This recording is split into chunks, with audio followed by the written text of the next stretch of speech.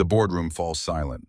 The $50 million UAE deal hangs by a thread as the Arabic interpreter collapses. CEO Sophia Morrison, stunning in burgundy Valentino with diamond earrings gleaming, watches helplessly as partners prepare to leave. Richard Keller, CEO of rival TechBridge, smirks from the corner of the room. This was exactly the chaos he'd been hoping for. Then a clear voice cuts through the tension. "Excuse me, I can translate."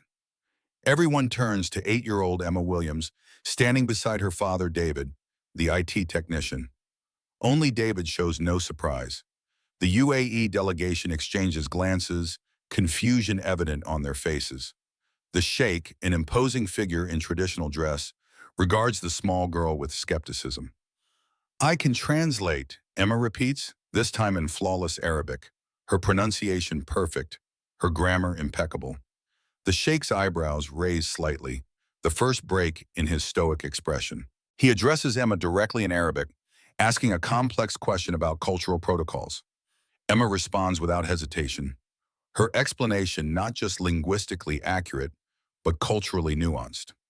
A hint of a smile appears on the sheikh's face. "We will continue with this young translator." No one notices the flash of anger that crosses Richard's face or the small tear of relief from David. As Emma takes the vacant translator's seat, Sophia can't help but wonder what chain of events has led them to this extraordinary moment. 3 months earlier, David Williams sits at his cluttered desk in the basement IT department of Market Vision Corporation, staring at a faded photograph. Sarah smiles back at him, her eyes bright with the passion for life that had drawn him to her from the day they met at Stanford. 10 years have passed since cancer took her, yet the ache remains, a dull, persistent pain that flares on days like today.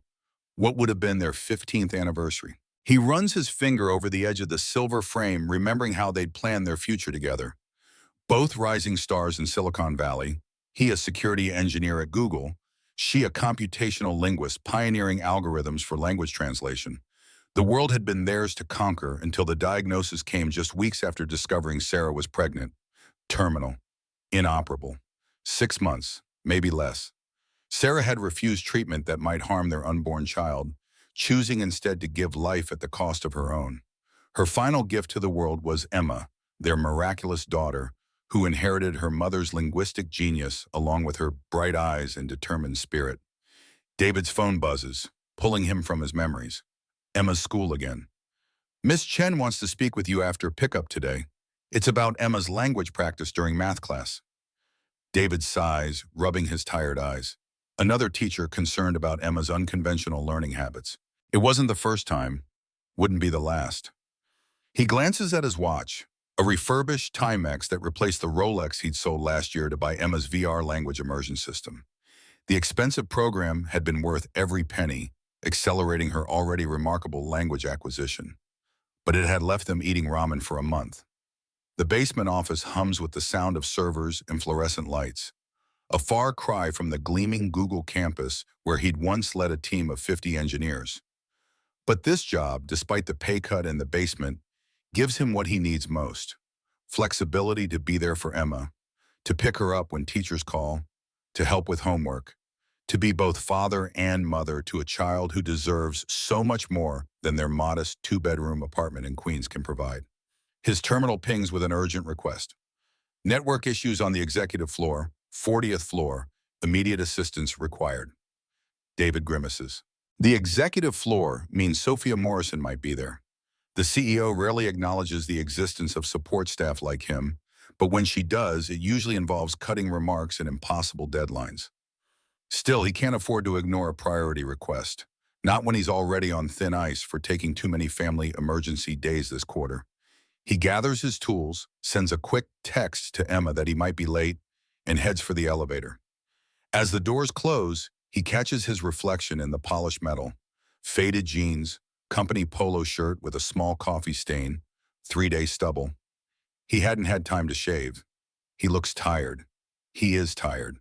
But for Emma, he will keep pushing forward. The 40th floor is another world. Plush carpeting muffles his footsteps as he steps into an environment of glass, chrome, and spectacular Manhattan views. Original artwork adorns walls that had probably cost more than his annual salary to paint. The reception desk is unmanned, but he can hear voices from the main conference room. Tense, urgent voices.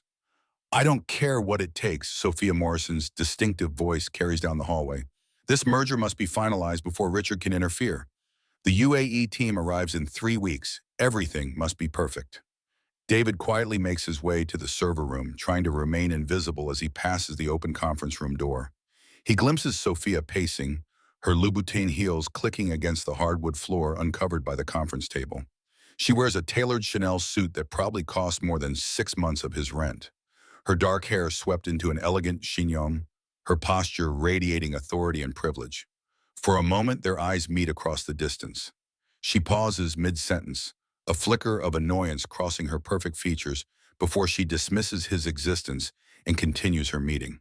Just another invisible service worker, not worth interrupting her flow of thought. The network issue is complex but not unsolvable. A misconfigured router combined with an attempted security breach. Someone had been trying to access confidential files about the UAE deal. David frowns as he analyzes the logs. This isn't a random attack. It's targeted, sophisticated. He'd seen similar patterns during his Google days. Someone inside the company is working with outside help. He's deep in concentration when his phone vibrates again. Emma's school. His heart sinks as he reads the message. "Emma has a fever. Please come immediately." David glances at his unfinished work, then at the time. The school nurse would leave at 3 p.m., and it's already 3:15. The subway would take too long. He'll have to pay for a taxi he can't afford. He quickly documents his findings so far, noting the suspicious activity patterns, and packs up his equipment. He'll have to finish remotely after getting Emma. As he hurries toward the elevator, Sophia emerges from the conference room, ending a call on her sleek smartphone. "I need the network fixed today, not tomorrow," she says without preamble, blocking his path to the elevator. David takes a deep breath. "I'm aware of the urgency, Ms. Morrison. I've identified the issue and documented my findings. My daughter is sick at school, and I need to pick her up immediately. I'll continue working remotely this evening." Sophia's perfectly shaped eyebrows rise a fraction. "Your personal problems are not Market Vision's concern, Mr. Williams." "David Williams, I've worked in your IT department for 3 years. And with all due respect, Ms. Morrison, my daughter is not a personal problem. She's sick, and she needs me." Something flickers across Sophia's face, surprise, perhaps, at being challenged. She is not accustomed to pushback from employees, especially not from basement-dwelling IT technicians. "The network must be secure before our UAE partners arrive for preliminary discussions tomorrow," she says, her voice cooler than before. "If you can't fulfill your responsibilities, perhaps we need someone who can." David feels a heat rise in his face. "I'll complete the work tonight, remotely, after I've taken care of my daughter." He steps around her, half expecting to be fired on the spot. Instead, she merely watches him with those calculating blue eyes as he jabs the elevator button. As the doors close between them, he catches a glimpse of her expression. Not anger as he'd expected, but something more complex. Curiosity, perhaps. Or confusion, as if she'd encountered a specimen she couldn't quite categorize. This taxi ride to Emma's school cost $47, money that had been earmarked for groceries. David pushes away the anxiety about how they'll manage and focuses on the immediate problem. Emma sits pale and quiet beside him in the back seat as they head home, her normally animated face subdued by fever. The temperature's not too high, he reassures himself, feeling her forehead for the 10th time. Just 100.2. But she needs rest, fluids, and medicine they barely have enough of. Their apartment building in Queens is clean but aging, the elevator perpetually out of order. David carries Emma up 4 flights of stairs, her small body warm against his chest, her arms looped trustingly around his neck. She smells of school disinfectant and the lavender shampoo Sarah had always used, the one small luxury he maintained despite their tight budget. The apartment door sticks slightly, as always, requiring a firm shoulder to open. Inside, the contrast with Market Vision's executive floor couldn't be more stark. The furniture is second-hand, but clean. The walls adorned not with expensive art, but with Emma's drawings and maps of countries she dreams of visiting. Bookshelves made from cinder blocks and boards line the walls, overflowing with library books in multiple languages. A refurbished laptop sits open on the coffee table, surrounded by flashcards with Arabic script. David settles Emma on the couch, covering her with the handmade quilt Sarah's mother had created before she too passed away. He brings water, children's Tylenol, and the iPad loaded with Emma's favorite French cartoons. "You should eat something, sweetheart," he says, brushing her dark hair from her forehead. Emma looks up at him with Sarah's eyes. "Not hungry, Daddy, but I finished that Arabic book today, the one about the desert princess. Can we get another one?" David smiles despite his worry. "Always thinking about the next book. You're just like your mom. We'll see about a new one when you're feeling better. For now, just rest." He kisses her forehead and goes to the kitchen to make soup, leaving the door open to keep an eye on her. The kitchen is tiny, but organized with the precision of someone who can't afford to waste time or ingredients. As he chops vegetables, his mind returns to the network security issue at work. The pattern of the breach attempt is familiar. Somehow he needs to figure it out before tomorrow's meetings. By 9 p.m., Emma is asleep, her fever reduced, but not gone. David sits at the kitchen table with his laptop, remotely accessing Market Vision systems. The apartment is quiet except for the hum of the ancient refrigerator and the distant sounds of city traffic. He works methodically, tracing the digital footprints of whoever had attempted to access the UAE files. There, a signature in the code, a specific way of disguising the intrusion attempt that he recognizes from his Google days. He'd seen it in attacks attributed to a hacker collective with ties to Richard Keller's company, TechBridge. David frowns, wondering if he should include this in his report. Accusing the CEO of a major tech company of corporate espionage is not something to do lightly, especially not when you're a replaceable IT technician with a sick child and no savings. He documents the technical findings without specifying the potential source, deciding to sleep on the question of whether to share his suspicions. As he finally closes his laptop at 1:00 a.m., his phone pings with an email from Sophia Morrison sent 3 minutes ago. "Mr. Williams, your network security report is inadequate. I expect a complete analysis, including the source of the attempted breach, on my desk by 8:00 a.m. Additionally, your presence is required at tomorrow's preliminary meeting with our UAE partners. Their technical team has questions only you can answer. Be prepared to explain the security measures protecting their confidential information. Meeting begins at 9:00 a.m. sharp. Dress appropriately." Sophia Morrison, CEO, Market Vision Corporation. David stares at the message in disbelief. It's 1:00 a.m. Emma is sick. School is out of the question tomorrow, and he has no childcare backup. His sister Jenny lives across the country, and neighbors are all working parents themselves. The only other option is Emma's elderly language tutor, Mrs. Patel, but she isn't available on short notice. He looks in on Emma, sleeping fitfully, her cheeks still flushed. He can't leave her alone, but he also can't afford to lose this job. Not with rent due and Emma's language program payments stretching their budget to breaking point. After a sleepless night of working on the security report and checking Emma's temperature, David makes a desperate decision. He will have to bring Emma to the meeting. He'll set her up in a quiet corner of the IT department afterward with books and her tablet, and pray she'll be well enough and that no one important will notice. By morning, Emma's fever has broken, but she's still pale and tired. David helps her dress in her neatest clothes, a blue skirt and white blouse that he quickly irons, trying to make her look as presentable as possible. He packs her backpack with books in multiple languages, her tablet with headphones, snacks, medicine, and a water bottle. "Emma, there's a problem at work," he explains as they ride the subway. "I have to be in an important meeting, and there's no one to stay with you today. You'll need to sit very quietly in my office. No one should bother you there." Emma nods solemnly, clutching her backpack. "Is it because of the network thing you were fixing?" David blinks in surprise. "How did you know about that?" She shrugs. "You were talking to yourself while you worked last night. You said someone was trying to steal secret information about Dubai." David makes a mental note to be more careful about what he says around his observant daughter. "That's right, but it's work secret, okay? Not something we talk about with anyone else." The Market Vision building looms ahead, its glass exterior reflecting the morning sun. David feels painfully conscious of his worn suit, hastily pressed, and Emma's presence beside him as they pass through security. The guard raises an eyebrow, but says nothing as David signs Emma in as a visitor. The IT department is already buzzing with activity when they arrive. David's supervisor, Mike, takes one look at Emma and frowns. "She's sick?" "Recovering," David replies. "No childcare options today. She'll be quiet, I promise." Mike sighs. "Keep her in your office.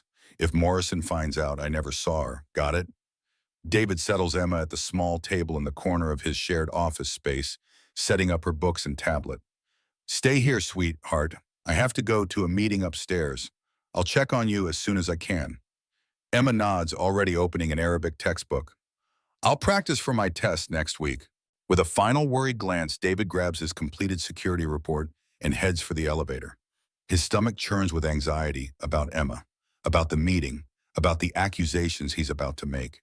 The security breach had indeed originated from TechBridge's servers, and he'd included the evidence in his report. If he's wrong, it could end his career. If he's right, it could make powerful enemies. The conference room on the 40th floor is already half full when David arrives at 8:55. Men in expensive suits cluster in small groups, speaking in low tones. Sophia stands near the window, engaged in conversation with an older man whose commanding presence suggests importance. She wears a dove gray Armani suit today, her dark hair loose around her shoulders, diamond studs glinting in her ears. She looks every inch the powerful CEO, completely in her element among the business elite. She glances up as David enters, her eyes narrowing slightly. He approaches, holding out the printed security report. "The complete analysis is requested," he says quietly, "including the source of the breach attempt." She takes the folder without thanks, opening it immediately. Her eyes scan the first page, then snap up to meet his. "You're certain of this?" she asks, her voice low and intense. David nods. "The digital fingerprints are distinctive. I recognize the pattern from my time at Google. We attributed similar attacks to a group with known connections to TechBridge." Sophia's expression hardens, but before she can respond, the conference room doors open again.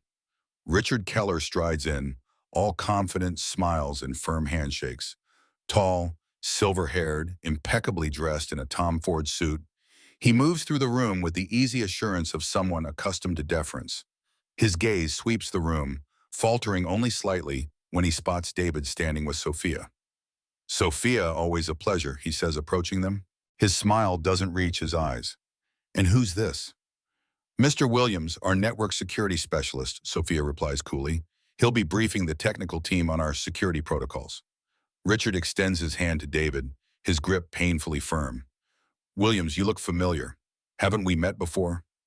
David maintains his composure despite the crushing handshake. "I worked at Google's security division until 2016. We may have crossed paths at industry events." A flash of recognition crosses Richard's face, quickly masked. "Ah, yes. Well, good to see talent being appropriately utilized." The subtle insult hangs in the air as Richard turns back to Sophia. "I hope you don't mind my joining these preliminary talks.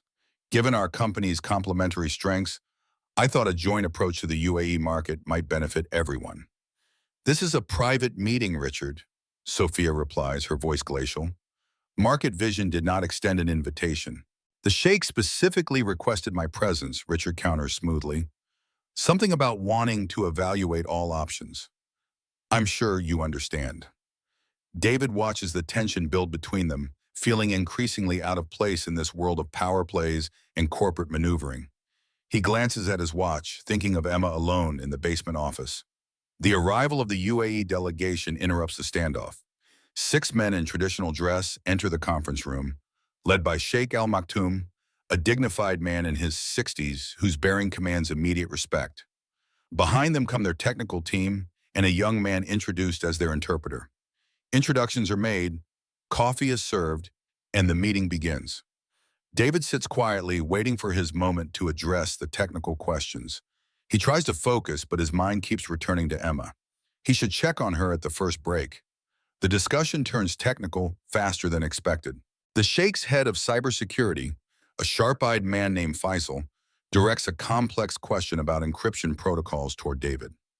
David explains the multi-layered security system, aware of both Sophia and Richard watching him intently. He can feel sweat forming on his back as he describes the measures in place to protect sensitive information. And these measures prevented the recent breach attempt? Faisal asks pointedly. The room falls silent. David glances at Sophia, who gives an almost imperceptible nod. Yes, he confirms. Our systems detected and blocked an attempted intrusion last night. We've identified the source and have implemented additional safeguards. Richard shifts in his seat. Perhaps your systems detected a routine security scan. Many companies employ ethical hackers to test vulnerabilities. This was no security test, David replies evenly. The attempt targeted specific files related to this partnership. It originated from servers registered to TechBridge Corporation.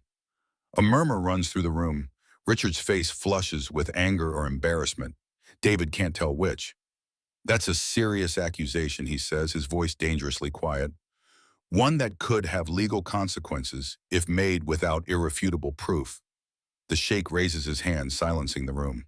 We came to discuss a partnership based on trust and mutual respect. It seems there are issues to resolve before we proceed. Sophia leans forward. Sheikh Al Maktoum, I assure you that Market Vision's commitment to security and ethical business practices is unwavering. We can provide all the technical evidence to support our findings. The discussion grows heated, with Richard vehemently denying any knowledge of the breach attempt and suggesting it might be a false flag operation designed to discredit his company. The tension in the room is palpable when a commotion outside the conference room catches everyone's attention. David's heart sinks as he hears a familiar, small voice speaking rapidly in Arabic to someone in the hallway. The conference room door opens, and Emma peeks in, her face apologetic. Sorry, Daddy, she says in English. Mrs. Chen called about tomorrow's test, and I thought you should know right away. The room falls silent as all eyes turn to the small girl standing in the doorway of the high-powered business meeting. David feels his career evaporating before his eyes as he stands to usher Emma out. But before he can reach her, Sheikh Al Maktoum speaks in Arabic, a complex question about her presence. To everyone's astonishment, Emma responds fluently, explaining that her father is in an important meeting, but that her Arabic teacher had called about an upcoming examination. The sheikh's eyebrows rise in surprise. He asks another question, this one more linguistically challenging. Emma answers without hesitation, her pronunciation perfect, her grammar flawless. Remarkable, the sheikh says, switching to English. How old are you, child? 8, sir, Emma replies politely. I'm sorry for interrupting. The lady outside said it was okay to find my dad. David reaches Emma's side, placing a protective hand on her shoulder. I apologize for the interruption.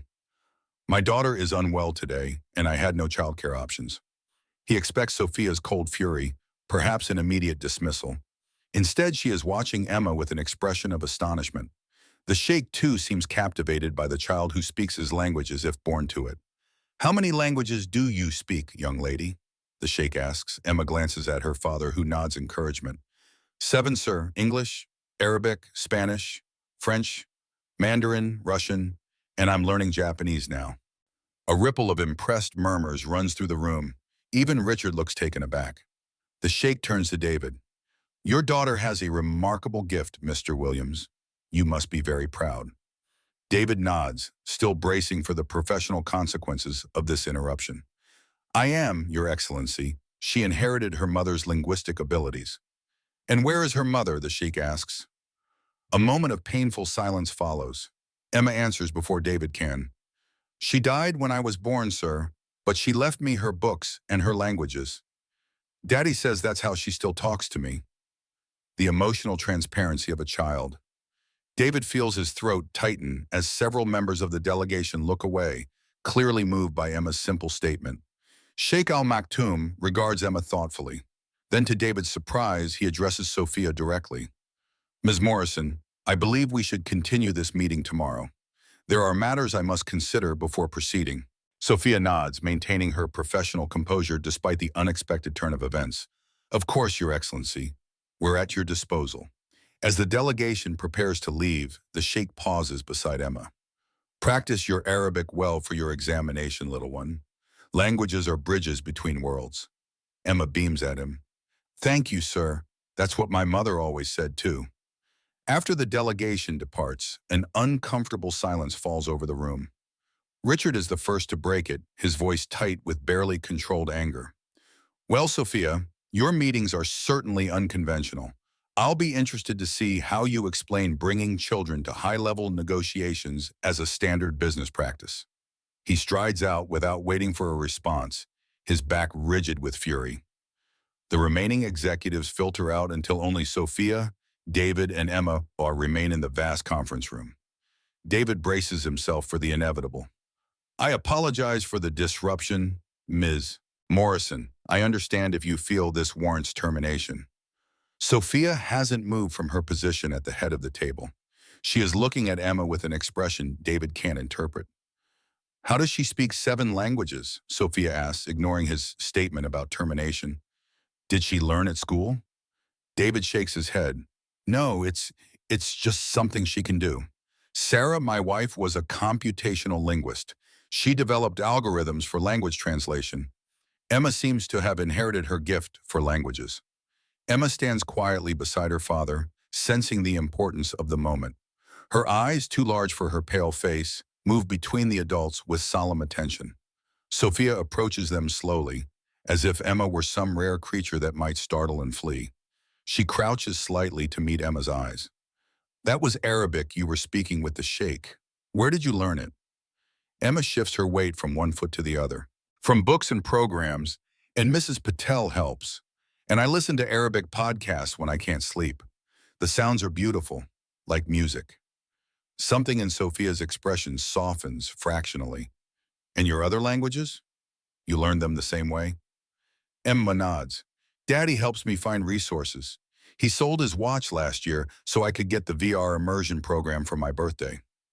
David winces at Emma's innocent revelation of their financial situation. She has no concept of how this information might be perceived in this environment of wealth and privilege. To his surprise, Sophia doesn't seem to register the implications of poverty.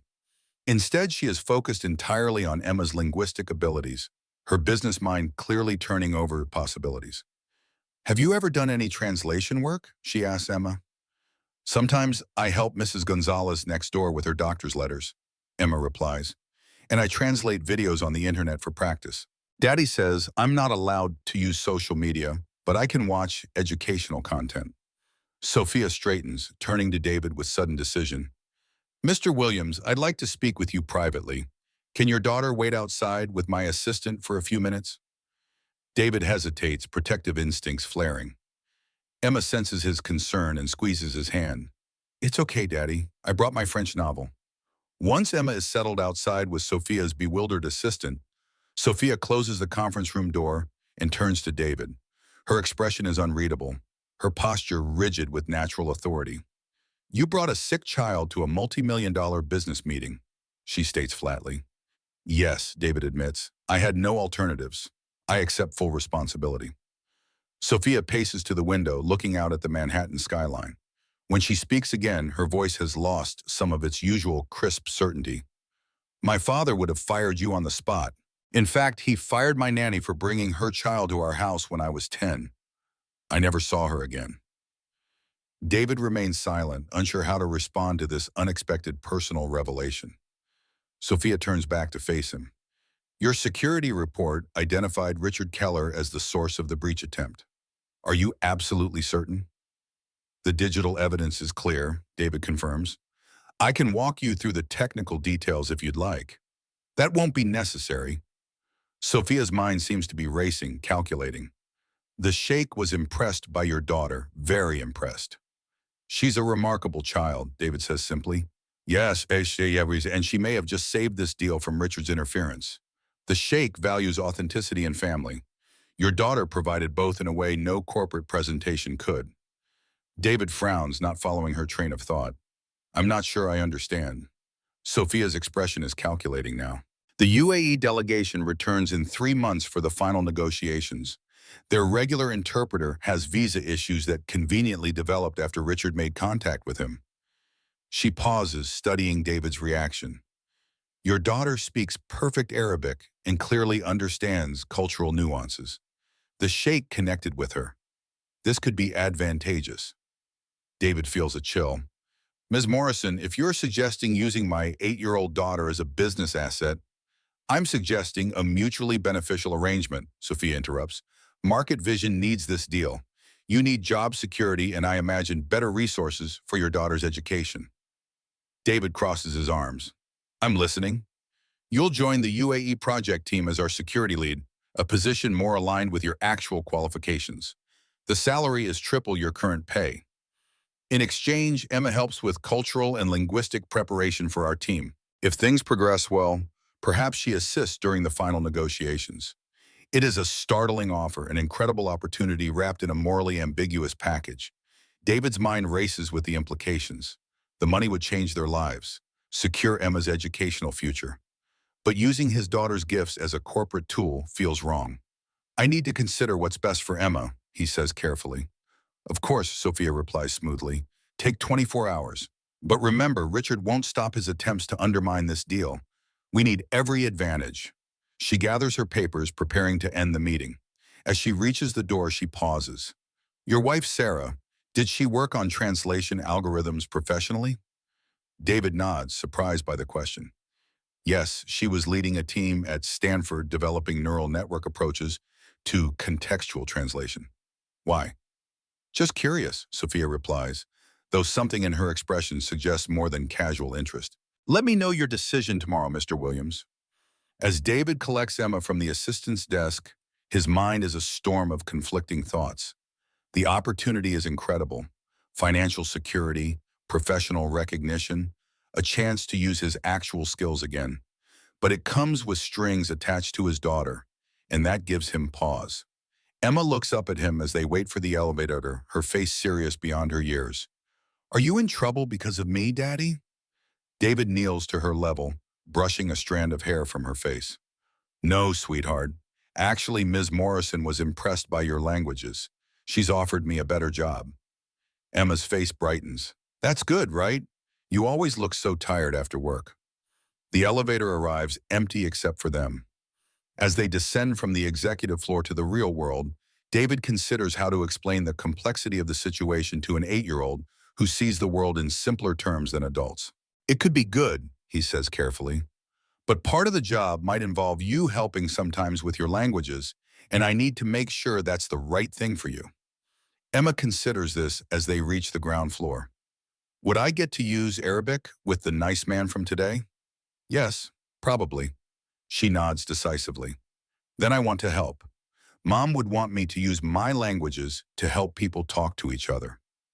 Out of the mouths of babes, David feels a surge of emotion, pride in his daughter's generous spirit, grief that Sarah isn't here to see the remarkable person Emma is becoming, and lingering uncertainty about entangling their lives with Sophia Morrison and her corporate world.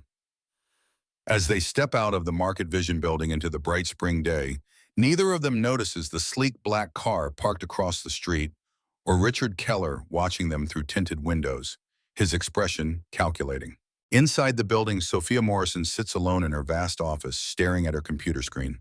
She's pulled up research papers on computational linguistics from Stanford, scanning for Sarah Williams' name.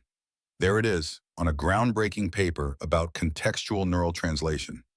The same algorithms that now form the backbone of Market Vision's translation technology. Sophia leans back in her ergonomic chair, processing this new information. The technology that had built her company's success had its origins in work done by the dead wife of her basement IT technician. And now their daughter speaks 7 languages with native fluency. It's as if the universe were playing an elaborate joke at her expense. She who has everything money can buy, but no one to share it with, while this struggling IT worker has nothing but the devotion of a remarkable child. For the first time in years, Sophia feels something crack in the careful armor she's built around herself. Something that feels uncomfortably like envy, not of David Williams's poverty or struggles, but of the genuine love evident in his relationship with his daughter.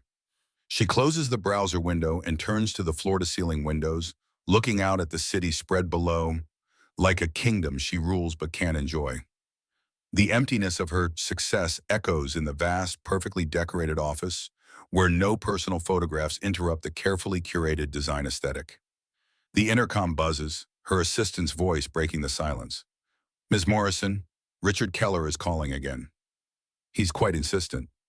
Sophia's expression hardens, her moment of vulnerability passing. Tell him I'm unavailable and get me everything we have on his recent activities in the UAE market. As she turns back to her computer, her gaze falls on the security report David had prepared. The evidence against Richard is damning. If David Williams is correct, and his previous experience at Google suggests he might be, Richard isn't just a competitor, but a corporate spy willing to sabotage her company's future. The UAE deal represents everything: validation of her leadership, expansion into a critical new market, the culmination of her father's vision and her own ambition. She can't lose it to Richard's machinations. Not now. Not when she finally has a way to secure the sheik's trust through the unexpected gift of a child's linguistic genius. Decision made, Sophia reaches for her phone. She will use every asset available, including the remarkable Emma Williams and her father. The girl's innocence and authenticity had clearly charmed the sheik in a way no corporate presentation could achieve. It is simply good business to capitalize on that connection. If that means bringing David Williams out of the basement and into her inner circle, so be it. If it means using a child's gift to secure a $50 million deal, that is simply the reality of global business. Everyone would benefit: Market Vision, David, Emma, even the UAE partners who would get the superior product they sought.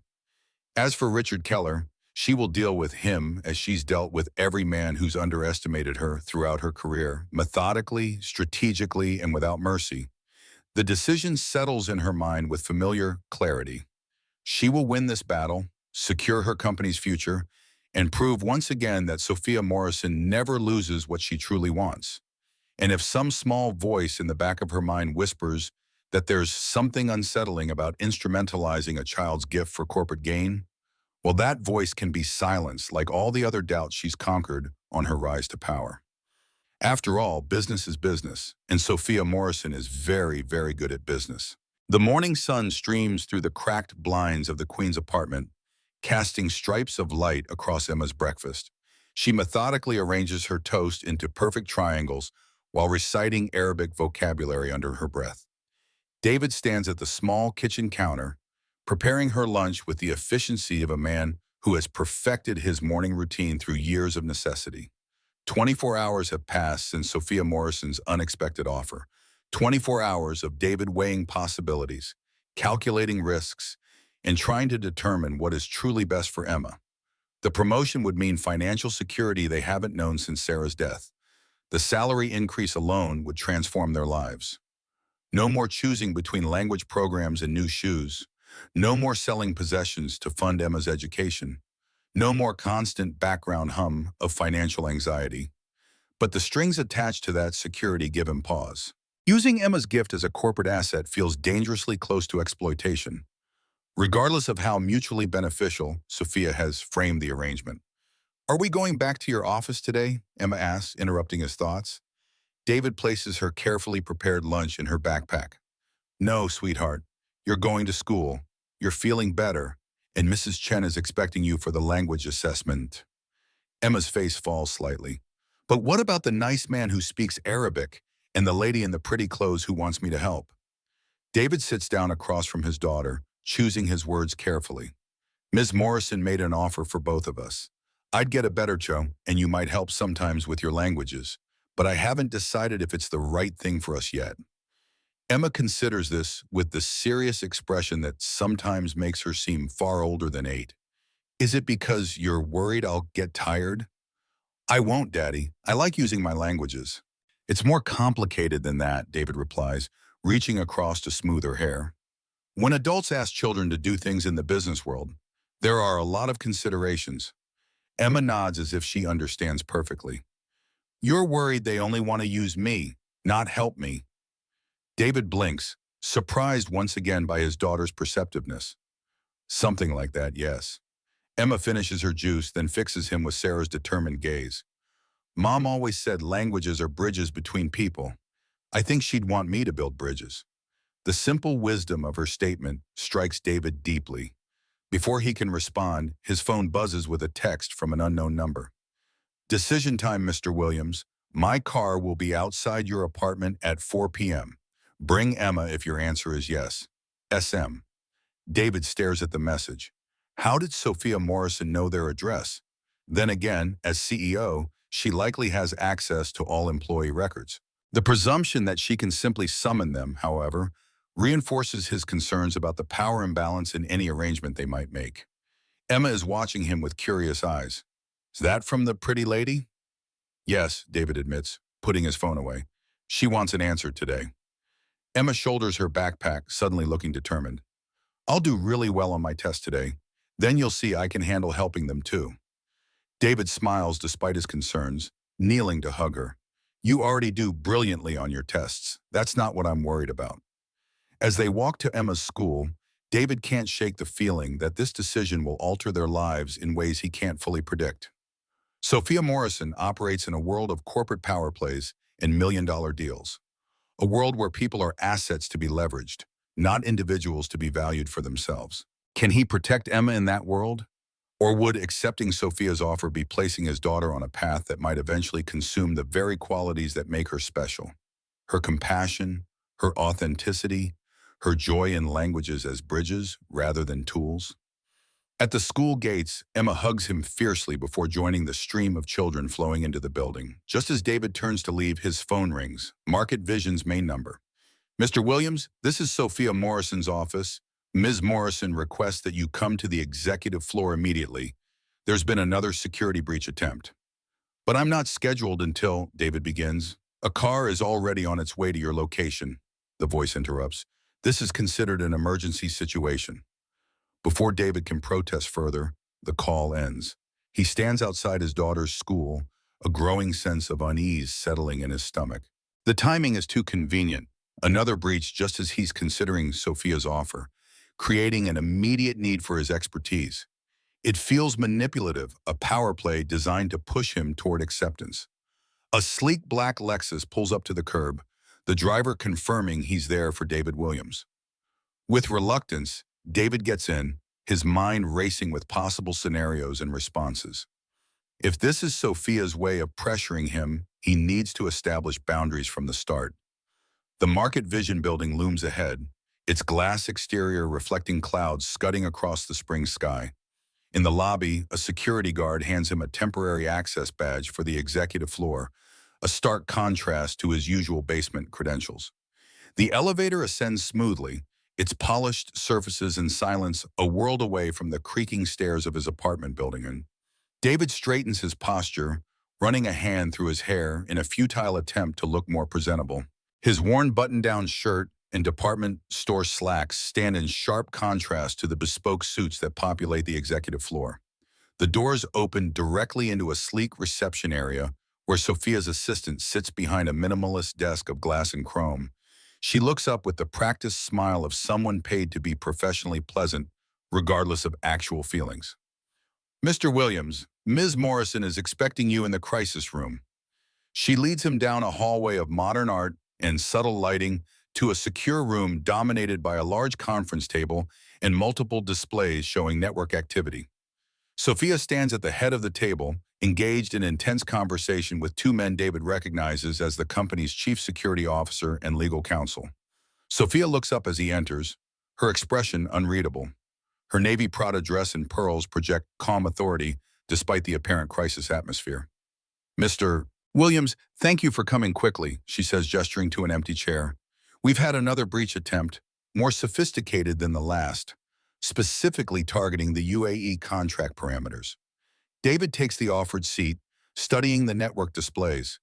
The patterns are indeed similar to the previous attack, but with greater complexity. When did this happen, he asks, already analyzing the intrusion pathways. The attempt began at 2:00 a.m. and continued until our systems locked down at 2:17, the security officer replies. Unlike last time, they managed to access some peripheral files before containment. David frowns, spotting something odd in the access patterns. This doesn't make sense. The attack signature is nearly identical to yesterday's attempt, but no experienced hacker would use the same approach after being detected. It's almost like someone wants us to know it's the same attacker. Sophia finishes for him, her eyes sharp with understanding. Exactly, David agrees. This feels deliberate, like a message rather than a serious attempt at data theft. The security officer looks skeptical. That's a rather unusual interpretation. Most breach attempts aim for actual data acquisition. David shakes his head, pointing to specific patterns on the screen. Look at the file access sequence. They bypassed high-value targets for less secure, but ultimately less valuable information. And they lingered in detectable areas longer than necessary. That's not how professional hackers operate. The room falls silent as the implications sink in. Sophia dismisses the security officer and legal counsel with a curt nod, waiting until the door closes behind them before addressing David directly. "You believe Richard is behind this?" she states, rather than asks. David leans back in his chair, choosing his words carefully. "The evidence points to TechBridge again. Yes, but the purpose seems different this time. Less about stealing information, more about creating a persistent threat." Sophia's expression hardens. "He's escalating, trying to destabilize our position before the final negotiations. The Sheikh's team has already reached out with concerns about our security protocols." She paces to the window, looking out at the city below. This is Richard's playbook. Create doubt, offer a solution, position himself as the savior. He wants the Sheikh to insist on a partnership between our companies, and that would give him access to your proprietary technology, David concludes, including the translation algorithms. Sophia turns back to him, her gaze intense. "I need your expertise, Mr. Williams, not just for occasional security reviews, but as a full member of the executive team. You have insights into Richard's methods that our current security personnel clearly lack." David meets her gaze steadily. "Is this connected to your offer yesterday?" A slight smile curves Sophia's lips. "I don't believe in coincidences, Mr. Williams. This attack reinforces why I need both you and your daughter. Richard is attacking on multiple fronts, technical and interpersonal. The Sheikh connected with Emma in a way he's never connected with our corporate team. That's an advantage we need to leverage." David stands, uncomfortable with her framing. "Emma is 8 years old. She's not a corporate asset to be leveraged." Sophia's expression doesn't change. "No, she's a remarkably gifted child with an ability that could help secure a deal that benefits everyone, including her. The salary and benefits package I'm offering would transform your lives. Private school, advanced language programs, financial security. Isn't that what any parent wants?" The manipulation is subtle but clear, appealing to his desire to provide for Emma, framing exploitation as opportunity. David feels his resolve hardening. "What I want is for my daughter to use her gifts because she chooses to, not because a corporation sees advantage in them." Sophia studies him with new interest, as if his resistance is an unexpected variable in her calculations. "What if we modify the arrangement?" she suggests. "Emma assists only when she wants to, in age-appropriate contexts, with you present at all times. Her involvement with the UAE team would be presented as a cultural exchange rather than a business function. Educational, not commercial." It is a concession, an acknowledgement of his concerns. David considers the revised proposal, still wary but less adamantly opposed. "I'd need guarantees in writing," he says finally. "Clear boundaries about when and how Emma could be involved, and final veto power on any activity." Sophia nods, apparently satisfied with his counterproposal. "My legal team will draw up the agreement today. In the meantime, I need you working on our security response. The Sheikh's team needs reassurance within 24 hours. She hands him a company tablet with clearance levels far above his previous access. "We have a dedicated workspace ready for you on this floor. I've already instructed HR to process your promotion and transfer." The presumption is breathtaking. She has proceeded as if his acceptance was inevitable, preparation already complete. Before David can comment on this, Sophia's assistant appears at the door. "Ms. Morrison, Richard Keller is here, unscheduled." Sophia's expression flickers with irritation before smoothing into professional neutrality. "Send him to my office. I'll be there momentarily." She turns back to David, lowering her voice. "Richard doesn't know about our arrangement yet. I'd prefer to keep it that way until the paperwork is finalized. Use the back hallway to access your new workspace." David nods, recognizing the strategic advantage of keeping Richard in the dark. As he gathers the tablet and prepares to leave, Sophia stops him with a light touch on his arm, the first physical contact she has initiated. Mr. Williams, she says, her voice uncharacteristically hesitant. Emma's test today, it's for her Arabic proficiency? David nods, surprised by her interest in this detail. Yes, though it's more a formality than a challenge for her. Why? Something flickers in Sophia's eyes, a hint of vulnerability quickly masked. No reason. Good luck with the security analysis. As David makes his way to his new workspace, he passes near Sophia's office and catches a glimpse of Richard Keller through the glass wall. The silver-haired CEO lounges in a visitor's chair with the casual confidence of someone accustomed to occupying space on his own terms. His smile doesn't reach his eyes as he watches Sophia enter. The new workspace is a revelation after years in the basement, a private office with actual windows, ergonomic furniture, and state-of-the-art equipment. David sets up quickly, diving into the security analysis with the focused intensity that had once made him a valued team leader at Google. The familiar intellectual challenge feels good after years of routine maintenance work, his mind stretching to match wits with whoever is orchestrating these attacks. Hours pass as he traces digital footprints, identifies vulnerabilities, and develops countermeasures. When he finally looks up, the sky outside has shifted to late afternoon gold. A text message from Emma's school confirms she has completed her language assessment and is attending her after-school language club until 5 p.m. A knock at his door interrupts his thoughts. A young man in an impeccable suit stands there holding a legal folder. Mr. Williams, these are the documents Ms. Morrison mentioned. She'd like you to review them before your 4 p.m. meeting. David checks his watch. 3:15 already. He takes the folder, thanking the messenger, and opens it to find a meticulously detailed agreement. The language is precise, addressing each of his concerns about Emma's involvement. Limited hours, educational framing, his presence required, and absolute veto power over any activity. The compensation package makes him blink. Triple his current salary, comprehensive benefits, educational allowances for Emma, and even a housing subsidy for a location closer to the office. It's more than generous. It's life-changing. And yet, something about the speed and comprehensiveness of the response keeps an ember of wariness alive in his mind. Sophia Morrison doesn't strike him as someone who concedes points easily, which makes her quick accommodation of his concerns somewhat suspicious. He's still reviewing the documents when his phone buzzes with another text from Sophia's unknown number. Car will collect you at 3:45. We're meeting the Sheikh at his hotel. Bring the signed agreement. SM. David frowns at the directive tone and tight timeline. The Sheikh hadn't been mentioned earlier, and he hasn't agreed to any meeting. The presumption grates against his resolve to establish clear boundaries from the start. He replies with deliberate formality, need to collect Emma from school at 5. Cannot make unscheduled meeting. Happy to meet tomorrow after proper review of documents. The response comes almost immediately. Emma already collected by my assistant. She's enjoying tea with the Sheikh's granddaughter in the Hotel Children's Center. Car will wait in garage level 2. SM. David stares at the message in disbelief, a surge of paternal alarm flooding his system. Sophia has taken his daughter without permission. He dials Emma's school with shaking fingers, his worst fears confirmed when the secretary explains that Morrison's assistant had shown proper identification and authorization to collect Emma for a special language opportunity.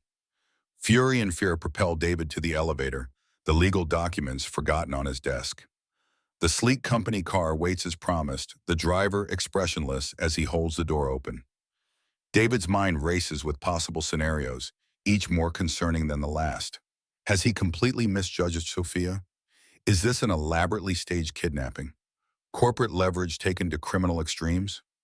The ride to the 5-star hotel passes in a blur of urban landscape and mounting anxiety.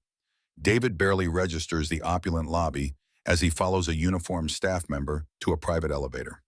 His only thought is finding Emma and ensuring her safety. The elevator opens directly into a sumptuous suite occupying the entire top floor. Sophia stands near floor-to-ceiling windows, engaged in conversation with Sheikh Al Maktoum and an older gentleman David hasn't seen before. All three turn as he enters, Sophia's expression revealing nothing, while the Sheikh offers a small, dignified nod. "Where is my daughter?" David demands, protocol forgotten in parental concern. The sheikh gestures toward an adjoining room, its door slightly ajar. She is with my granddaughter, Mr. Williams. Quite safe and quite happy, I assure you. David moves immediately to the doorway, relief washing through him as he sees Emma sitting cross-legged on a plush carpet, engaged in animated conversation with a girl her own age. Both are surrounded by books, electronic tablets, and what appear to be language flashcards. Emma looks up as she senses his presence, her face lighting with excitement. Daddy, Isla speaks 4 languages too, and she has the Arabic edition of The Desert Princess. We've been comparing the translations. David's relief at seeing her safe and happy is tempered by lingering anger at how she'd been brought here. He turns back to the adults, his expression making it clear this conversation is far from over. Sophia steps forward smoothly. Mr. Williams, allow me to introduce Jack Morrison, my uncle and former CEO of Morrison Enterprises. The older man extends his hand with a warmth absent from Sophia's usual business demeanor. David, good to meet you. I've heard remarkable things about your daughter. David shakes the offered hand automatically, still processing the situation. Uncle Jack, as Sophia calls me, the older man continues, represents our family interest on the board. He's been advising on the UAE partnership since its inception. The sheikh moves closer, his dignified presence commanding attention. Mr. Williams, please forgive the unconventional invitation. When Sophia mentioned your daughter's remarkable gift, I thought my granddaughter Ila might benefit from meeting her. Isla struggles with her multilingual studies despite the best tutors money can buy. David glances back at the girls, now deep in conversation again. Emma demonstrating something with animated hand gestures while Isla watches with rapt attention. Your daughter has a natural gift for explaining language concepts, the sheikh continues. In 10 minutes, she helped Ila understand a pronunciation pattern that has eluded her for months. Jack Morrison nods agreement. It's quite extraordinary to watch. Emma doesn't just speak the languages, she understands how to convey their essence to others. David's anger is fading in the face of their genuine appreciation for Emma's abilities, though his discomfort with Sophia's methods remains. I'm glad Emma could help, he says carefully, but I would have appreciated being consulted before she was removed from school. Sophia has the grace to look slightly abashed, the first genuine emotion David has seen crack her perfect corporate veneer. The arrangement was made rather quickly, she admits. The sheikh's schedule changed unexpectedly, and the opportunity seemed too valuable to miss. Jack places a gentle hand on his niece's shoulder. What Sophia means to say is that she should have called you directly rather than acting unilaterally. Right, Sophia? Something in the older man's tone suggests this isn't the first time he has nudged his niece toward more appropriate social behavior. Sophia nods with the reluctance of someone unused to acknowledging mistakes. Yes, I apologize for the preemption, Mr. Williams. In business, I'm accustomed to rapid execution when opportunities arise. This situation required more personal consideration. The apology, however reluctant, diffuses some of David's anger. The sheikh seizes the opening to steer the conversation toward more productive territory. Perhaps we might discuss the arrangement Sophia has proposed. I understand your daughter would assist with cultural and linguistic aspects of our partnership. David glances at Sophia, whose expression remains carefully neutral. Yes, though we're still finalizing the terms to ensure Emma's involvement is age-appropriate and educationally focused. The sheikh nods approvingly. A wise approach. Children's gifts should be nurtured, not exploited. My granddaughter's English tutor recently resigned to return to London. Perhaps Emma might assist Isla, a cultural exchange benefiting both children. The suggestion takes David by surprise. He had expected corporate maneuvering, not a proposal centered on Emma's development. Jack Morrison steps in smoothly. An excellent suggestion, Your Excellency. The girls clearly connect well, and learning flows in both directions. Sophia, perhaps your legal team could modify the agreement to frame Emma's involvement as a cultural exchange program between families rather than companies. Sophia seems momentarily off balance, as if events are evolving beyond her careful orchestration. Yes, of course, that could work well. David watches this exchange with interest, noting how Jack's presence seems to soften Sophia's typically transactional approach. There is history there, and dynamics he doesn't yet understand. The sheikh turns to David with unexpected warmth. Your daughter reminds me of my late wife. She too had a gift for languages, 7 of them fluently. She believed languages were not just tools for communication, but windows into different ways of seeing the world. David feels a surprising connection with the powerful man. That's what my wife Sarah believed too.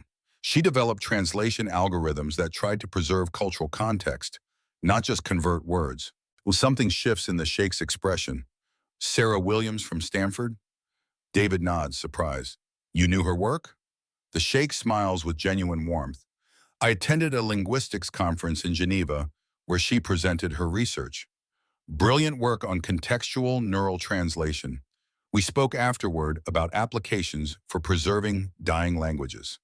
The connection stuns David. The world suddenly seems smaller, the degrees of separation fewer than he had imagined. Your wife's work was visionary, the sheikh continues. I'm not surprised her daughter inherited her gift. As the adults continue their discussion, David notices Sophia watching him with an unreadable expression. Her gaze shifts between him and her uncle, calculation evident behind her perfect composure. The conversation flows into dinner, served in the suite's elegant dining area. Emma and Isla join them, the girls chattering in a fluid mixture of English and Arabic that makes the sheikh beam with grandfatherly pride. Throughout the meal, David observes the dynamics with growing interest. Jack Morrison clearly wields significant influence despite his retired status. His gentle corrections of Sophia accepted with a deference she shows no one else. The sheikh treats Jack with the respect of a longtime peer, while Sophia maintains her perfect professional facade with occasional cracks when Jack teases her about past family events. Emma, as always, is a natural bridge builder. Her genuine interest in Isla and enthusiasm for languages, creating connection where corporate diplomacy had failed. By dessert, even Sophia has relaxed slightly, her smile becoming less practiced when Emma earnestly explains the difference between formal and casual Arabic pronouns. As the evening winds down, Jack pulls David aside while Sophia is engaged with the sheikh. She means well, you know, the older man says, quietly, nodding toward his niece. But people are puzzles she never quite learned to solve. Numbers, strategies, markets, those she understands perfectly. Human connections are harder for her. David glances at Sophia, who is listening intently to the sheikh with the focused attention she brings to all business matters. She doesn't seem to have trouble connecting with you. Jack's smile holds a hint of sadness. I've known her since she was born, and even then she was more interested in how her mobile worked than in the people around her. Her father, my brother, was the same way. Brilliant at business, baffled by emotions. He pauses, watching as Emma demonstrates something to Ela, both girls laughing at a shared joke. Your daughter is quite extraordinary, not just her linguistic abilities, but her emotional intelligence, the way she instinctively adapts to make others comfortable. That's a rare gift. David feels the familiar surge of pride mixed with wistfulness that Sarah isn't here to see the remarkable person their daughter is becoming. Thank you, she's the best of both of us, but especially her mother. Jack nods thoughtfully. Sophia told me about your wife's work in computational linguistics. Remarkable coincidence that her algorithms form the foundation of Market Vision's translation technology. Not coincidence, David corrects gently. Sarah's team at Stanford developed those algorithms. After she died, they were acquired by a tech startup that was later purchased by Market Vision. Jack's eyebrows rise slightly. I see. And did Sarah receive proper credit and compensation for her work? The question strikes a nerve David has tried to ignore for years. Not really. The acquisition happened during her illness when I was distracted. By the time I realized what had happened, the patents had changed hands multiple times. The lawyer said challenging it would cost more than we could ever recover. A shadow crosses Jack's face. That's unfortunately common in tech. Brilliant minds create, corporations acquire, original inventors get footnotes in history if they're lucky. He glances at his niece again, his expression thoughtful. Sophia isn't aware of this connection, I take it? David shakes his head. I don't think so. It was years before she became CEO, and the acquisition was handled through intermediaries. Jack seems to come to some internal decision. I'd like to look into this further, if you don't mind, not to cause trouble, but to ensure proper recognition. Sarah's work deserves its place in the company's history. Before David can respond, Sophia approaches, her professional mask firmly back in place. The sheikh is very impressed with Emma, she says. He suggested including her in some of the cultural preparation sessions for our team, working with Isla as a peer learning experience. David nods, watching Emma across the room. If it's structured as an educational exchange rather than a business function, and if Emma enjoys it, I'm open to the possibility. Sophia's smile is thin but genuine. I'll have legal revise the agreement accordingly. Your security role, of course, remains as discussed. The sheikh was quite interested in your background at Google. As they prepare to leave, Emma reluctantly saying goodbye to her new friend, the sheikh draws David aside for a private word. Mr. Williams, I have a request that may seem unusual, he says quietly. Would you and Emma consider joining us in Dubai for the final negotiations? Ela has connected with your daughter in a way I haven't seen since her mother passed away, and I would value your security expertise as we finalize this partnership. The invitation takes David by surprise. He glances at Emma, who is exchanging contact information with Isla under Sophia's watchful eye. It's a significant trip, he says carefully. Emma would miss school and there are practical considerations. The sheikh nods understanding. All expenses would be covered, of course, and the educational value for Emma would be considerable. Think about it. Discuss with your daughter. The final negotiations are in 3 months. Plenty of time to make arrangements. As they ride the elevator down to the lobby, Emma leans against David's side, tired but happy. Isla is nice, Daddy. She knows lots of languages too, but she gets confused about Arabic because her teacher makes it seem hard. I showed her my way of remembering the sounds. David smiles down at her, heart full. You did a good job helping her. The sheikh was very impressed. Emma yawns widely. Can I help her more?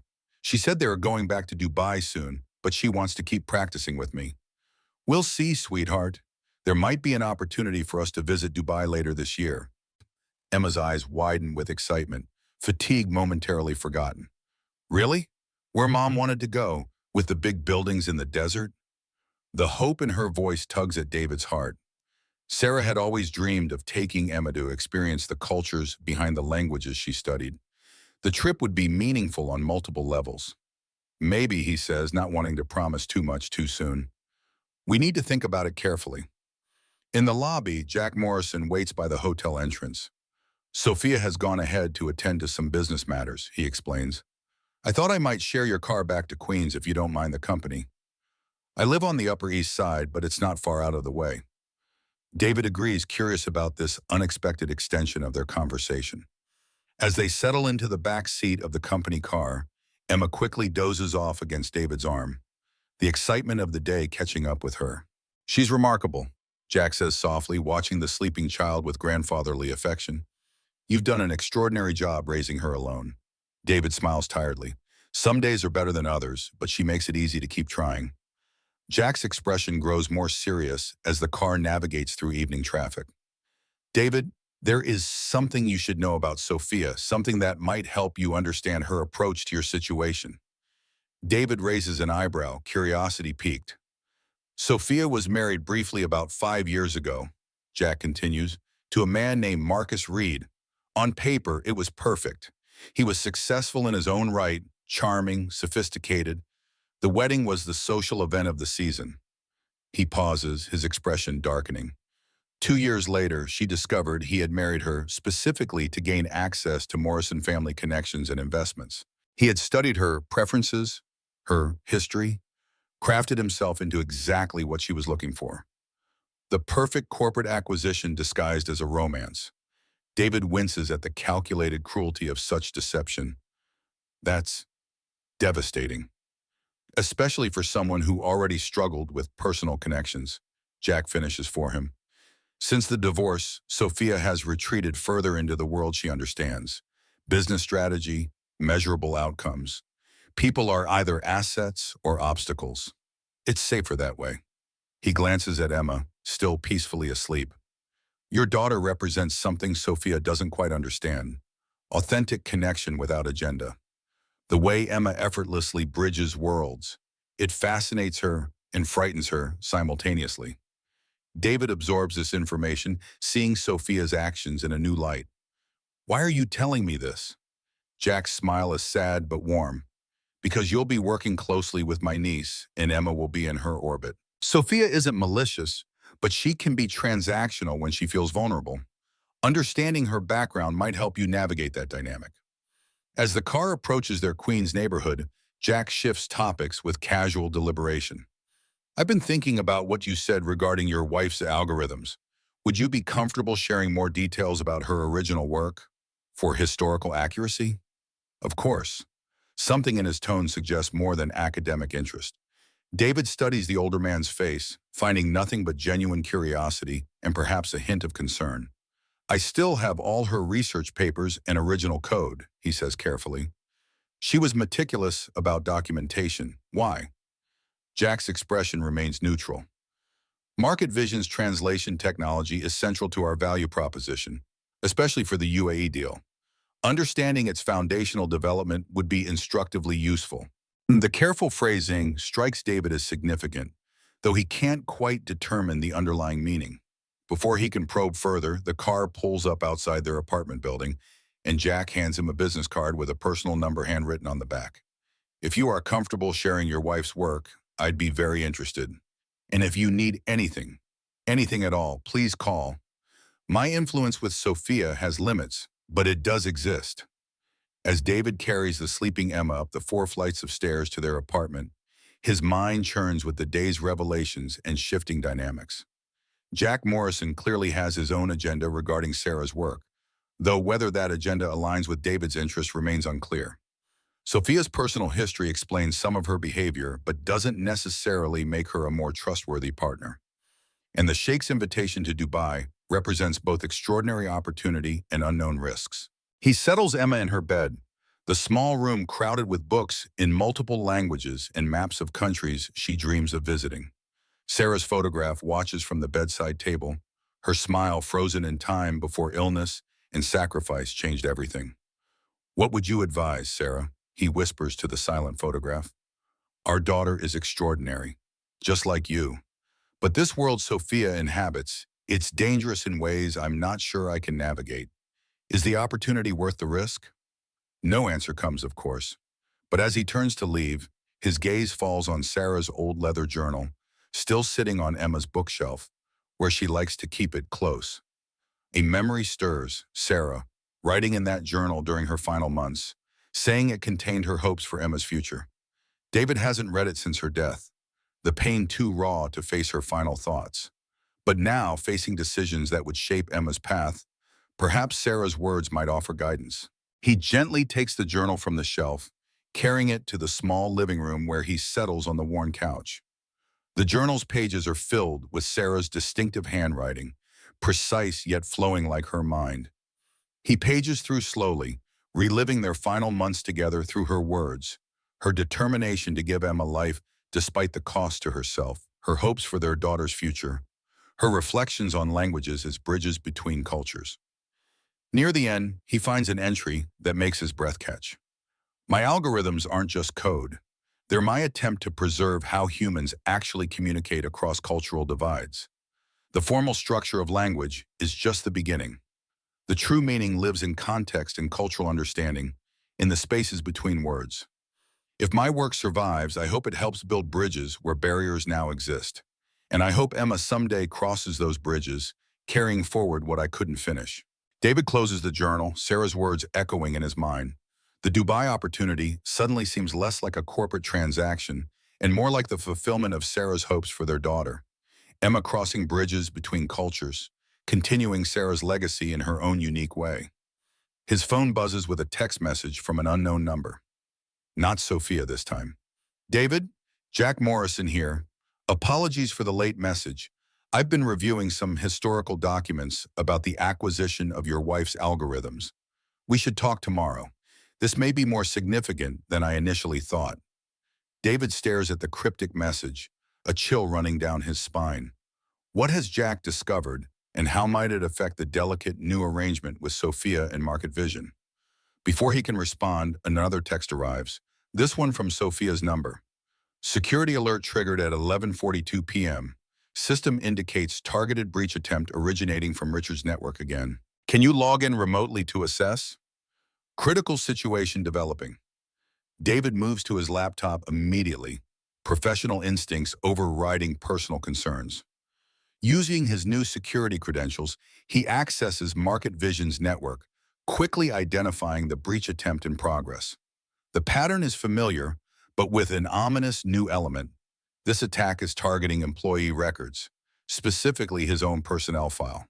He works rapidly to counter the intrusion, fingers flying across the keyboard as he deploys security measures and traces the attack to its source. The digital fingerprints confirm his suspicion. TechBridge servers again, but with sophisticated attempts to mask the origin. When the attack is finally contained, David sits back, mind racing with implications. Richard Keller isn't just trying to undermine the UAE deal anymore. He's specifically targeting information about David and, by extension, Emma. The question is why? What has changed to shift Richard's focus from the deal to them personally? A final text from Sophia arrives as the clock nears 1:00 a.m. Breach contained. Well done. Richard knows something has changed. We need to accelerate our timeline. Meet at office 7 a.m. tomorrow. Bring Emma's passport if she has one. We may need to move quickly. David stares at the message with growing unease. The rapid escalation, the urgency, the sense that events are spiraling beyond his control, all trigger warning bells in his security-trained mind. Sophia is moving too fast, pushing for commitment before he can fully assess the situation. He glances at Sarah's journal, still open on the coffee table, her words about bridges and cultural divides seeming suddenly prophetic. Then he looks toward Emma's room, where his daughter sleeps peacefully, unaware of the complex adult world rapidly encircling her extraordinary gifts. Something is missing in this equation, some piece of information that would make sense of Richard's sudden interest in them personally. The connection to Sarah's algorithms seems significant, but he can't quite see how all the pieces fit together. David pulls out Jack Morrison's card, considering whether to call, despite the late hour. The older man clearly knows more than he has shared in the car. Before he can decide, his laptop pings with an encrypted email notification from an anonymous sender. The subject line freezes his blood. Sarah Williams' legacy in danger. With trembling fingers, he opens the message, security training warring with personal urgency. The email contains only a short message in an attached file. David, what Sophia hasn't told you is that Richard Keller was Sarah's research partner at Stanford before he started TechBridge. He knows exactly whose algorithms power Market Vision's technology. The attached file is from Market Vision's acquisition archives. Sarah's name has been systematically removed from all official documentation. This isn't coincidence. Proceed with extreme caution. The email is unsigned, but the level of detail suggests someone with inside access to Market Vision's confidential records. David downloads the attached file to a secure drive, virus scanning it before opening the document. What he finds makes his heart race. The file contains original acquisition paperwork for the startup that had developed Sarah's algorithms into commercial products. Throughout the document, Sarah's name appears in the original version, but is conspicuously absent from the final filed papers. Someone had deliberately erased her contribution from the official record. More disturbing still is a brief email exchange included in the file. Correspondence between Richard Keller and a Market Vision executive from 5 years earlier, discussing the potential liability of the Williams situation and the need to secure all rights without attribution complications.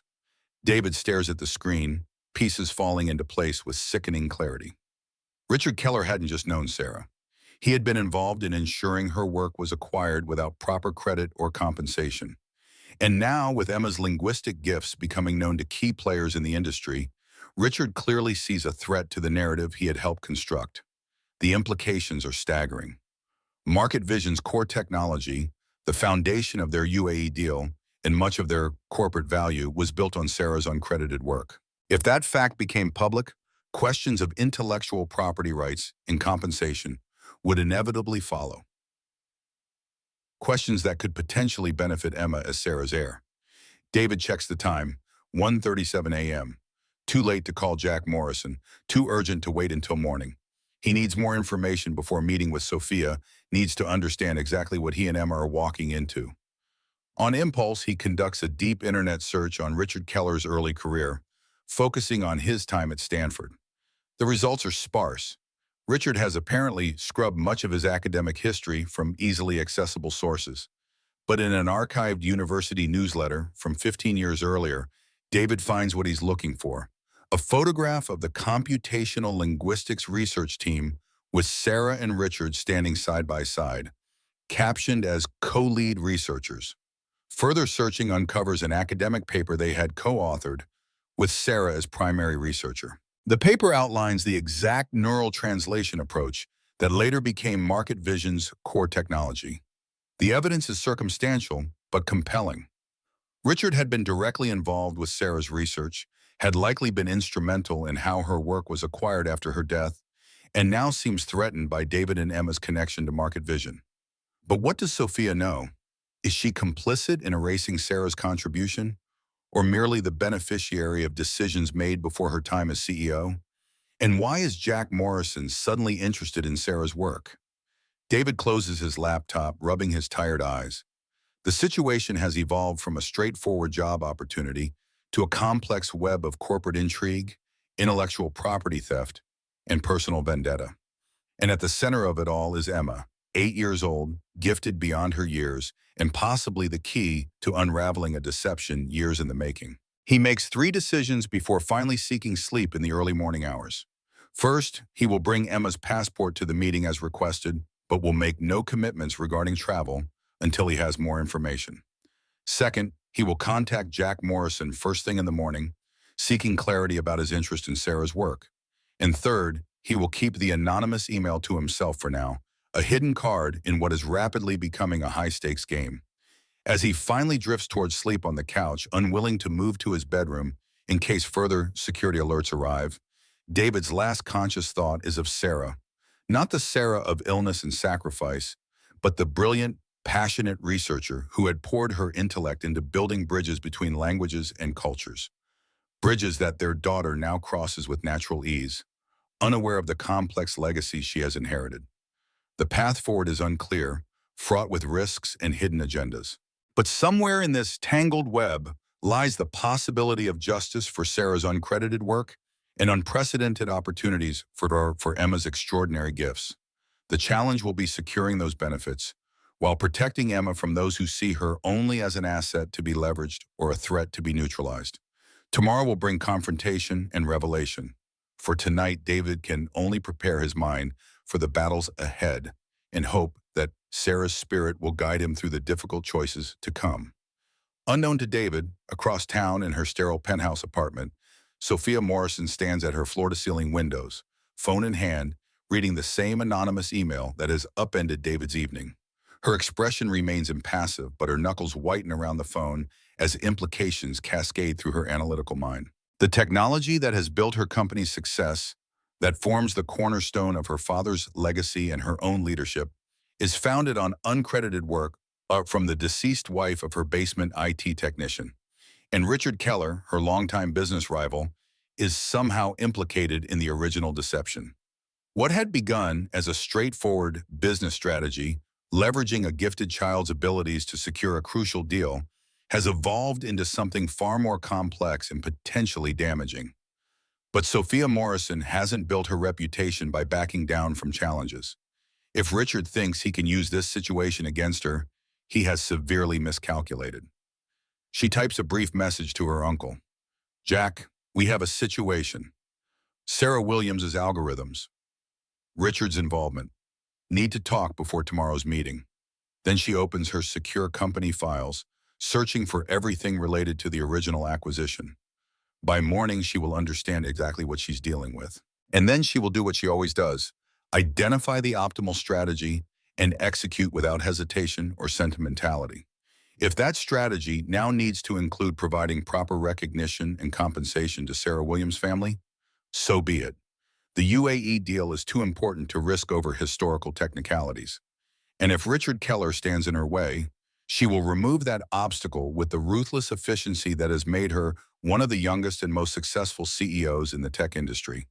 As the city lights glitter below her luxurious but empty apartment, Sophia permits herself one moment of uncomfortable self-awareness. Emma Williams represents something beyond business strategy and corporate assets. A child with remarkable gifts, raised by a father who clearly values her development as a person above financial gain. A different kind of success than Sophia has ever pursued or achieved. The moment passes quickly, her natural pragmatism reasserting itself. Sentiment is an indulgence she can't afford. Not with Richard circling and the UAE deal hanging in the balance. Tomorrow will require perfect strategy and flawless execution. Emotional considerations would only cloud her judgment. She turns from the window, the city lights reflecting briefly in her calculating eyes before she returns to her laptop and the corporate battlefield where she fights her most important battles. By morning, she will be fully armed with information and ready to protect Market Vision's interests by whatever means necessary. Excuse me, I can translate. The morning arrives too quickly, gray light filtering through the blinds as David jolts awake on the couch, his laptop still open beside him. The encrypted email about Sarah's algorithms glowing accusingly on the screen. For a moment, he struggles to separate nightmare from reality. Had he really discovered that Richard Keller was connected to the appropriation of his late wife's work? That Market Vision's core technology was built on Sarah's uncredited research? The ping of a new text message confirms this isn't a bad dream. Car arriving in 30 minutes. Decisions must be made today, SM. David closes his laptop and moves quickly to wake Emma. As he helps her dress and pack her school bag, he debates how much to explain about the complicated situation they're entering. Emma is perceptive beyond her years, but she's still a child. How much of this corporate intrigue should he burden her with? "Daddy, you look worried," Emma says as she braids her hair with practiced fingers. "Is it about the nice man with the beard and his granddaughter?" David smiles despite his concerns. "The sheikh? No, he was very kind. It's more complicated grown-up stuff about work and about Mom's old research." Emma's fingers pause in her braiding. Her eyes, so like Sarah's, widen with interest. Mom's language algorithms, the ones she made to help people understand each other better. The simplicity of her understanding strikes David. Through all the corporate maneuvering and potential intellectual property theft, Emma has distilled Sarah's work to its essence, helping people understand each other better. "Yes," he says carefully. "It turns out Mom's work might be more important to Ms. Morrison's company than anyone knew. And there are some questions about whether Mom got proper credit for her ideas." Emma considers this with serious concentration. "So it's like when Lily at school copied my Arabic project but told the teacher it was her idea?" David can't help but smile at the apt comparison. Something like that, but with much bigger consequences. "Mom should get credit," Emma states with the clear moral certainty of childhood. "She worked really hard on her algorithms. She told me they were like building bridges between people who couldn't talk to each other." David kneels to her level, struck again by how much of Sarah lives on in their daughter, not just her linguistic gifts, but her fundamental decency and clarity of purpose. "You're right, sweetheart, and I'm going to try to make sure that happens. But it might make things complicated with Miss Morrison and the UAE project. I need you to trust me if things get confusing today." Emma nods solemnly. "I trust you, Daddy." She hesitates, then adds, "Should I still help Isla with her English? I promised her I would." The question touches David's heart. Amid all the adult complexities, Emma's concern is for keeping her promise to a new friend. "Whatever happens, you can keep that promise," he assures her. "Some things are more important than business deals." They finish their preparations just as the sleek company car pulls up outside their building. David makes a quick decision, tucking Sarah's journal and a flash drive containing her original research papers into his bag. He doesn't know exactly how events will unfold today, but having Sarah's original work might prove crucial. As they ride toward Market Vision's headquarters, Emma practices Arabic vocabulary with the focused serenity that always amazes David. Her ability to compartmentalize and concentrate despite surrounding tension is another gift, one that will serve her well in the complicated day ahead. The Market Vision building gleams in the morning light, its glass exterior reflecting clouds scudding across the spring sky. In the lobby, David is surprised to find Jack Morrison waiting for them, his dignified presence drawing respectful nods from security personnel. "David, Emma, Good morning. Jack greets them warmly. I thought I might escort you upstairs myself. There have been some developments since last night. His meaningful glance tells David he's aware of at least some of the revelations from the anonymous email. As they ride the executive elevator, Jack speaks in carefully measured tones. Sophia has been in the office since 5 a.m., reviewing historical acquisition documents. The security breach last night was more significant than initially reported, and Richard has called an emergency board meeting for noon today. David absorbs this information, reading between the lines. If Richard is calling a board meeting, he must believe he has leverage to use against Sophia, likely related to Sarah's algorithms. And what's your role in all this, Jack? David asked quietly, conscious of Emma listening beside them. Jack's smile is sad but genuine. I'm the institutional memory of Morrison Enterprises. The one who remembers that business should serve people, not the other way around. He glances down at Emma with grandfatherly warmth. And I'm someone who believes credit should go where it's earned. The elevator opens directly into the executive floor, where the atmosphere of tension is palpable. Sophia's assistant looks harried, phone pressed to her ear as she motions them toward the crisis room. Inside, Sophia stands at the head of the conference table, surrounded by digital displays showing security logs and financial projections. Her navy Armani suit is impeccable as always, but the shadows under her eyes betray her sleepless night. David, finally, she says, barely glancing at Emma. We have multiple situations developing simultaneously. She nods to an assistant who immediately approaches Emma. Emma, would you mind going with Miss Chen? Isla is in the children's area we've set up, and she's been asking for you. Emma looks to her father for permission. David hesitates, uncomfortable with the separation, but recognizing that the coming conversation isn't appropriate for a child. It's all right, Jack assures him. The children's area is just down the hall, fully visible through glass walls, and I've personally vetted Miss Chen. David nods his consent, and Emma follows the assistant out, turning once to give her father an encouraging smile. When the door closes behind them, Sophia's professional facade cracks slightly, revealing the strain beneath. Let's not waste time. You received an anonymous email last night about your wife's algorithms and Richard's involvement. So did I. David raises an eyebrow, surprised by her directness. Yes, do you know who sent it? Sophia shakes her head. Not yet, though I have it tracing the source. More important is whether the information is accurate. She fixes him with an intense gaze. Did your wife develop the neural translation approach that Market Vision now uses as its core technology? David meets her gaze steadily. Yes. Sarah led the research team at Stanford that created the contextual neural translation framework, and Richard Keller was involved in the acquisition of her algorithms after her death, Sophia presses. Were you aware of how they ended up at Market Vision? I was focused on Sarah's illness and then raising Emma alone, David explains. By the time I realized what had happened, the patents had changed hands multiple times. I was told challenging it would be prohibitively expensive. Jack moves closer to the table, his expression grave. I've spent the morning reviewing the acquisition history. What happened was technically legal, but ethically questionable. A shell company acquired the rights while Sarah was ill, then merged with another entity, which was then purchased by Market Vision's predecessor. At each step, her name became less prominent in the documentation. Sophia's lips thinned to a hard line. And Richard Keller's involvement?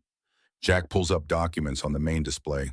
He was on the board of the shell company that made the initial acquisition. He resigned immediately after the purchase was complete, left no fingerprints, but benefited from insider knowledge of the technology's value. David feels a cold anger building as the corporate machinations that had erased Sarah's contribution become clear. Richard had used his knowledge of Sarah's work and her terminal illness to orchestrate its acquisition without proper attribution or compensation. Sophia paces the length of the conference table, her analytical mind visibly processing implications. This explains Richard's escalating attacks on our network. The UAE deal would put Market Vision's translation technology, your wife's technology, at the center of a major international partnership. If questions about its origins surfaced, it would damage both companies.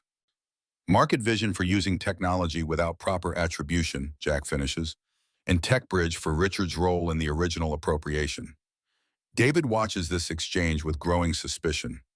Sophia's concerns seem primarily focused on corporate implications rather than the fundamental injustice done to Sarah's legacy. "And where do you stand in all this, Sophia?" he asked directly.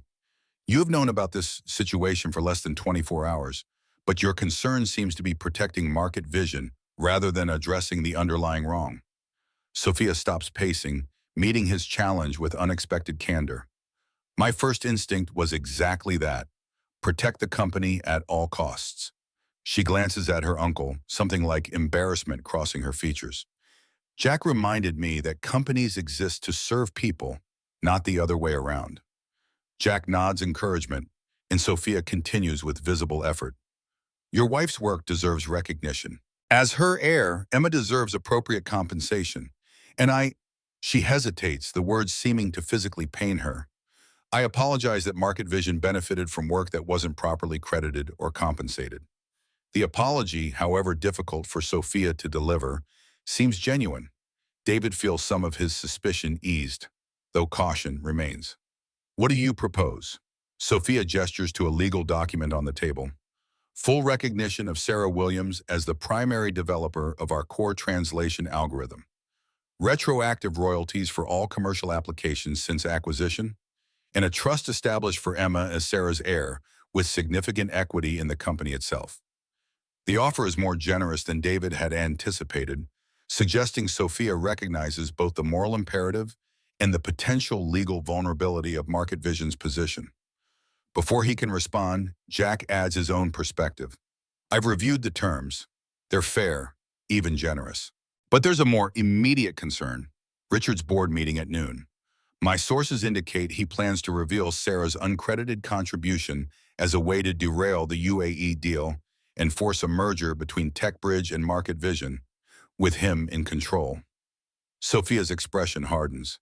He'll present himself as the whistleblower exposing corporate malfeasance, conveniently omitting his own role in the original appropriation. "And if he succeeds?" David asks. "Market Vision would be effectively destroyed," Sophia states flatly. "The stock would collapse once the story broke. Richard would acquire us at pennies on the dollar, consolidate the technology under TechBridge, and the UAE deal would be redirected to his company." "And Sarah's legacy?" David presses. Jack's expression is grim. "Lost again in corporate restructuring. Richard would ensure the story became about Market Vision's misconduct, not his own role or Sarah's original contribution." The stakes suddenly extend far beyond David and Emma's personal interests. If Richard succeeds, Sarah's work would be buried again, this time perhaps permanently. The injustice of it, Richard profiting twice from appropriating Sarah's research, fuels David's resolve. "What's your plan?" he asks Sophia. Her response is immediate and precise. "Preempt Richard's announcement. Issue our own press release acknowledging Sarah's contribution and announcing the establishment of the Sarah Williams Foundation for Linguistic Innovation, funded by Market Vision. Present the UAE deal as a culmination of her visionary work, with Emma's involvement as a meaningful connection to her mother's legacy." It's a strategically sound approach, seizing the narrative before Richard can weaponize it. But David remains concerned about Emma's role. "You still want Emma involved with the UAE negotiations?" Sophia nods, more than ever. The sheikh was genuinely impressed with her abilities, and the connection to Sarah's work adds meaningful context. She adds with uncharacteristic sensitivity, "but only if you and Emma are comfortable with it." David considers the complex situation. Sophia's offer would secure recognition for Sarah's work and financial security for Emma's future. The UAE partnership could potentially extend Sarah's vision for bridging cultures through language. And Richard, the man who had helped erase Sarah's contribution, would be prevented from further exploiting her work. But involving Emma means placing her in Richard's crosshairs. The breach attempt targeting David's personnel files suggested Richard was already exploring ways to use them in his corporate war. "I need to see the full legal document," David says finally, "and I want Emma's involvement clearly defined as educational and cultural, not corporate. She's a child, not a business asset." Sophia nods agreement, sliding the document toward him. Jack places a supportive hand on David's shoulder. "I'll be Emma's advocate on the board," he promises, "making sure her interests are protected regardless of corporate considerations." As David begins reviewing the detailed legal document, the door opens and Sophia's assistant enters with visible anxiety. "Mr. Morrison, Richard Keller is in the lobby demanding to see you. He's threatening to go directly to the Sheikh's hotel if you refuse." Sophia's expression darkens. He's moving faster than anticipated. The board meeting must have been a diversion. She makes a rapid decision. "Send him to my office. I'll meet him there." "David, continue reviewing the agreement." "Jack, stay with David and Emma. This conversation needs to happen without an audience." As Sophia leaves to confront Richard, David turns to Jack with growing concern. "Richard is accelerating his timeline. Why? What's changed?" Jack's expression is troubled. "The Dubai trip, perhaps. If Emma travels there with you for the final negotiations, Sarah's algorithms will be at the center of a major international partnership with her daughter as a living connection to her legacy. Richard would find it much harder to bury Sarah's contribution with Emma actively involved." David nods slowly, the pieces fitting together. For years, Richard had benefited from Sarah's work remaining uncredited. Now, with Emma's extraordinary linguistic abilities bringing renewed attention to her mother's research, the carefully constructed narrative was threatening to unravel. "I should be there for the confrontation with Richard," David says, standing. "Sarah was my wife. This is my fight too." Jack doesn't argue, simply leading the way toward Sophia's office.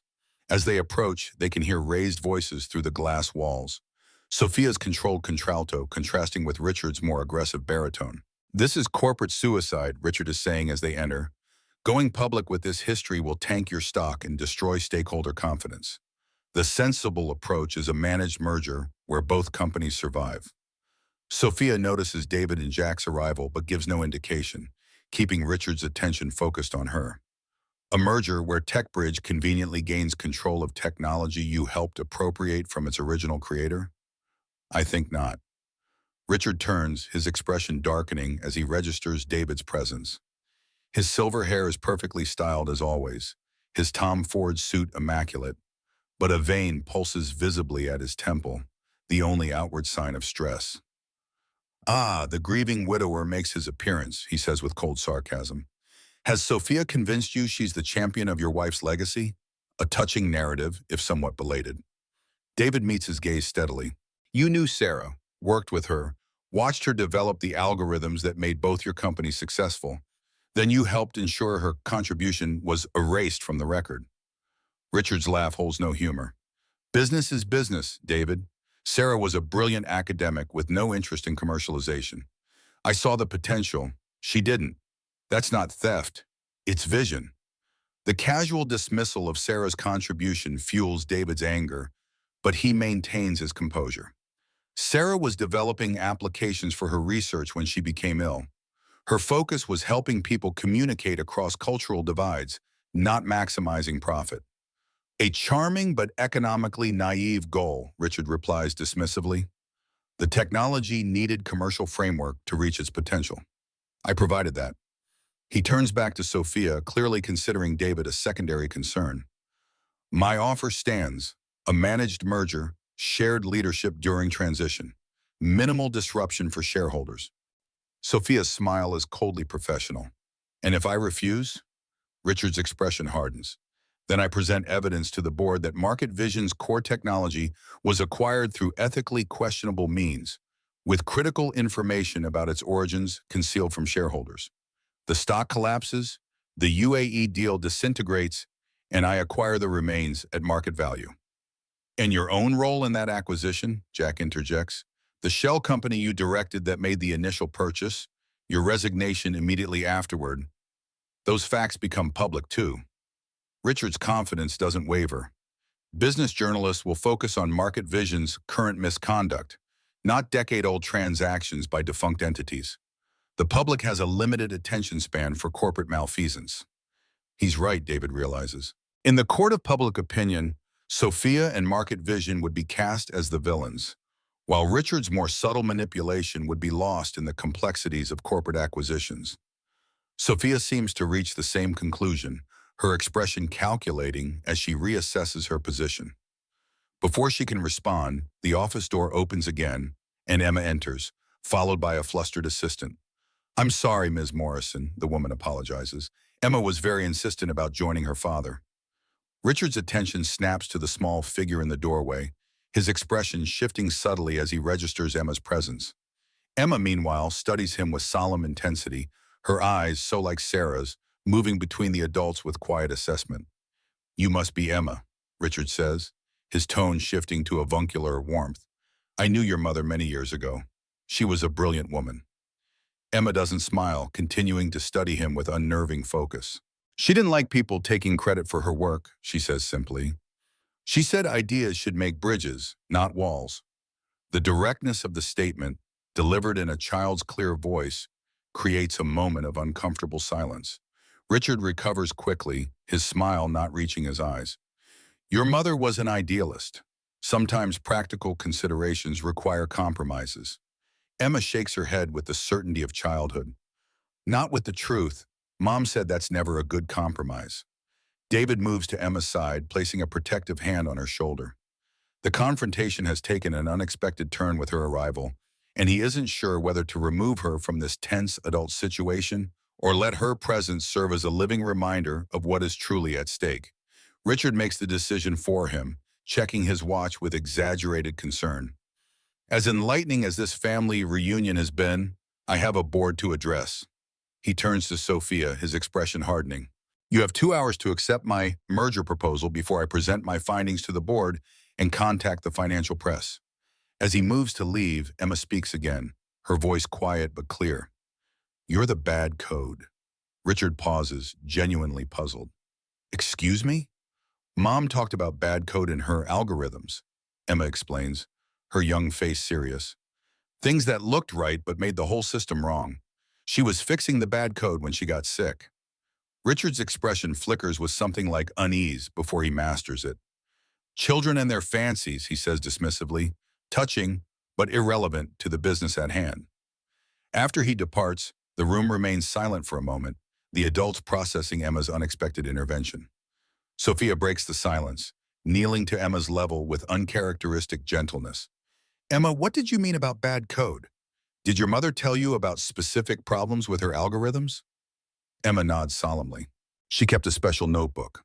She said there was a back door that bad people might use, so she was fixing it. The book had all her notes about the problems and the fixes." David stares at his daughter in astonishment. Sarah had indeed kept detailed notebooks about her research, but he had assumed they were standard academic documentation. The possibility that she had identified vulnerabilities in her own algorithms, vulnerabilities that might still exist in Market Vision's core technology, is a revelation. "Do you know where this notebook is now?" Jack asks gently. Emma nods. "In the special box with Mom's important things. Daddy keeps it in the closet on the high shelf." She looks up at her father. "Can I show them, Daddy? It might help Mom get credit for her work." The simplicity of her understanding that this complex corporate confrontation is fundamentally about ensuring her mother received proper recognition touches everyone in the room. "Yes, sweetheart," David agrees. "We'll get the notebook. It might be very important." Sophia is already back in strategic mode, her mind visibly processing this new information. If Sarah documented vulnerabilities in the original algorithms, and those vulnerabilities still exist in our systems, Market Vision could be exposed to significant security risks.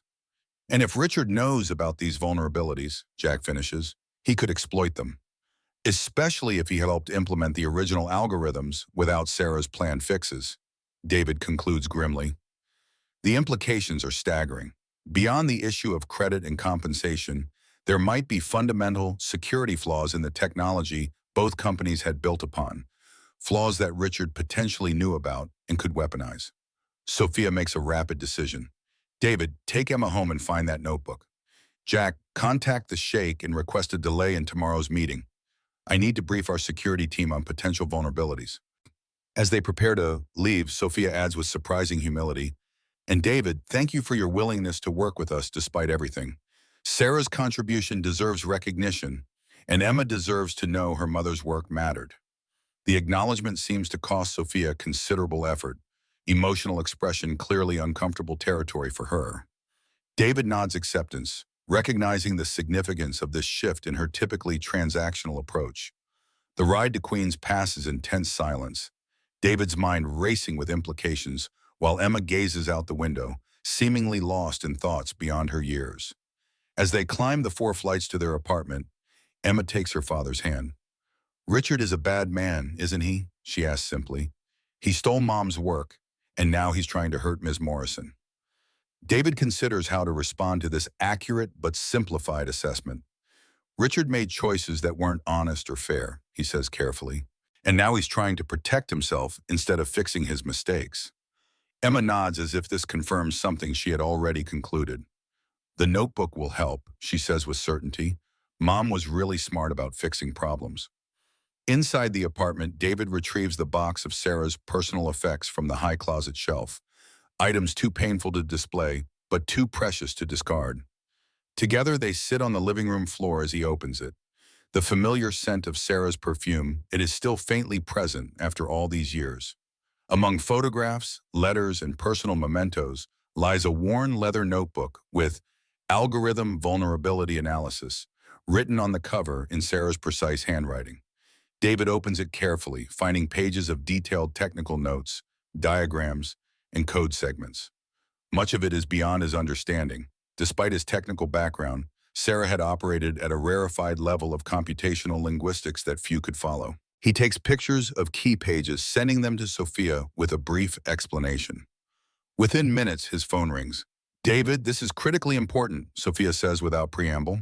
"Sarah identified a fundamental security vulnerability in the base algorithm, something called an adversarial input channel.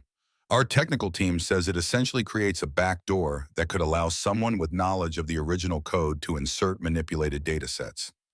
"And Richard would have that knowledge," David concludes. "Exactly. We're implementing emergency security protocols now, but we need the complete notebook for full remediation. How quickly can you bring it to the office?" David glances at Emma, who is carefully examining her mother's handwritten notes with reverent attention. "We'll come now. But Sophia, this changes everything. Richard isn't just fighting for corporate control. He may be actively exploiting vulnerabilities in your systems." "I know," Sophia replies grimly.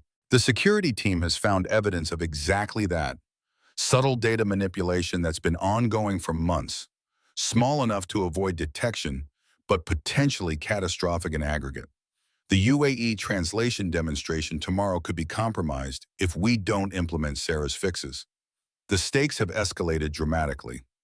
What had seemed like corporate politics now appears to be technological sabotage with potentially global implications. If the UAE demonstration failed due to manipulated translations, the deal would collapse. International relations could be damaged, and Richard would be positioned to acquire Market Vision's assets at fire sale prices. "We'll be there in 30 minutes, David promises, already gathering what they need. As they prepare to leave, David's phone pings with an urgent text from Jack. "Richard moved up board meeting presenting now. Stock already dropping on rumors. Sheikh requesting update on security concerns. Situation deteriorating rapidly. The pressure is mounting, events accelerating beyond their control." David hurries Emma downstairs to the waiting company car, Sarah's notebook clutched securely in his hand. As they settle into the back seat, Emma tugs at his sleeve. "Daddy, I had an idea," she says hesitantly. "Mom's fixes are about understanding context better, right? Making sure words mean the right thing in different situations." David nods, impressed by her understanding of the complex concepts. "That's right. Languages depend on context. The same word can mean different things in different situations." Emma's expression grows more confident. "So it's like when I helped Isla understand Arabic phrases yesterday. The translator taught her the words, but not when to use them correctly. I helped with the context." David looks at his daughter with growing realization. Sarah's vulnerability notes highlighted how the algorithm could be manipulated by feeding it contextually ambiguous inputs, essentially confusing the AI by exploiting gray areas in translation. Emma's natural understanding of contextual language usage might be exactly what they needed to identify manipulated content. "You think you could spot translations that don't have the right context?" he asks. Emma nods confidently. "It's easy to tell when the context is wrong. The words might be right, but they feel wrong together. Like when Miss Chen's translation app told the sheikh that Ela was executing a language, instead of practicing a language yesterday. It's a crucial insight. It's also the scheduled demonstration for the UAE delegation would involve real-time translation of complex technical and legal terminology, precisely the areas where contextual ambiguities could be exploited. By the time they reach the Market Vision building, the atmosphere has shifted palpably. Security is heightened, employees move with tense purpose, and televisions in the lobby show financial news reporting on Market Vision's sudden stock decline amid rumors of fundamental technology concerns. Sophia meets them at the executive elevator, her composed exterior showing cracks of genuine stress. The board meeting is ongoing, she says without preamble. Richard presented alleged evidence that our core technology contains critical vulnerabilities that we've concealed from partners and shareholders. The stock has dropped 17% in the last hour. David hands her Sarah's notebook. Sarah not only documented the vulnerabilities, but developed fixes. They were never implemented after her death. Sophia takes the notebook with careful reverence, recognizing its importance. Our technical team is standing by. She glances at Emma with uncharacteristic uncertainty. Emma, your insight about contextual translation might be crucial. Would you be willing to help our team identify potentially manipulated content in the demonstration materials? Emma nods seriously, pleased to be included in the solution. I can tell when translations don't make sense in context. Mom taught me to look for the patterns that don't fit. As they enter the crisis room, Jack approaches with grim news. The Sheikh's team is demanding verification that our technology is secure before tomorrow's demonstration. Richard has already reached out to them directly, offering TechBridge as a more reliable alternative. We need to move faster, Sophia decides. David, take Sarah's notebook to the technical team. They need to implement her fixes immediately. Jack, stall the board. Remind them that hasty decisions during stock volatility typically end badly. I'll contact the Sheikh personally. She turns to Emma with surprising gentleness. Emma, Miss Chen will take you to our translation team. They have the demonstration materials prepared for tomorrow. If you can help them identify any odd translations, places where the context feels wrong, it could be critically important. As the adults disperse to their urgent tasks, David kneels quickly to Emma's level. You'll be helping your mother's work, he tells her softly, finding the problem she was trying to fix. Emma's expression is solemn but determined. I know, Daddy, I'll find the bad code. The next hours pass in a blur of intense activity. David works alongside Market Vision's technical team, translating Sarah's academic notations into actionable security patches. The vulnerability is subtle but profound, an embedded channel that allowed contextually ambiguous inputs to be weighted incorrectly under specific conditions. Richard, with his intimate knowledge of the original algorithms, would know exactly how to exploit this weakness. Meanwhile, Emma sits with the translation team, methodically reviewing demonstration materials with preternatural focus. Her ability to identify contextually inappropriate translations, places where the AI had selected technically correct but contextually misleading interpretations, proves invaluable.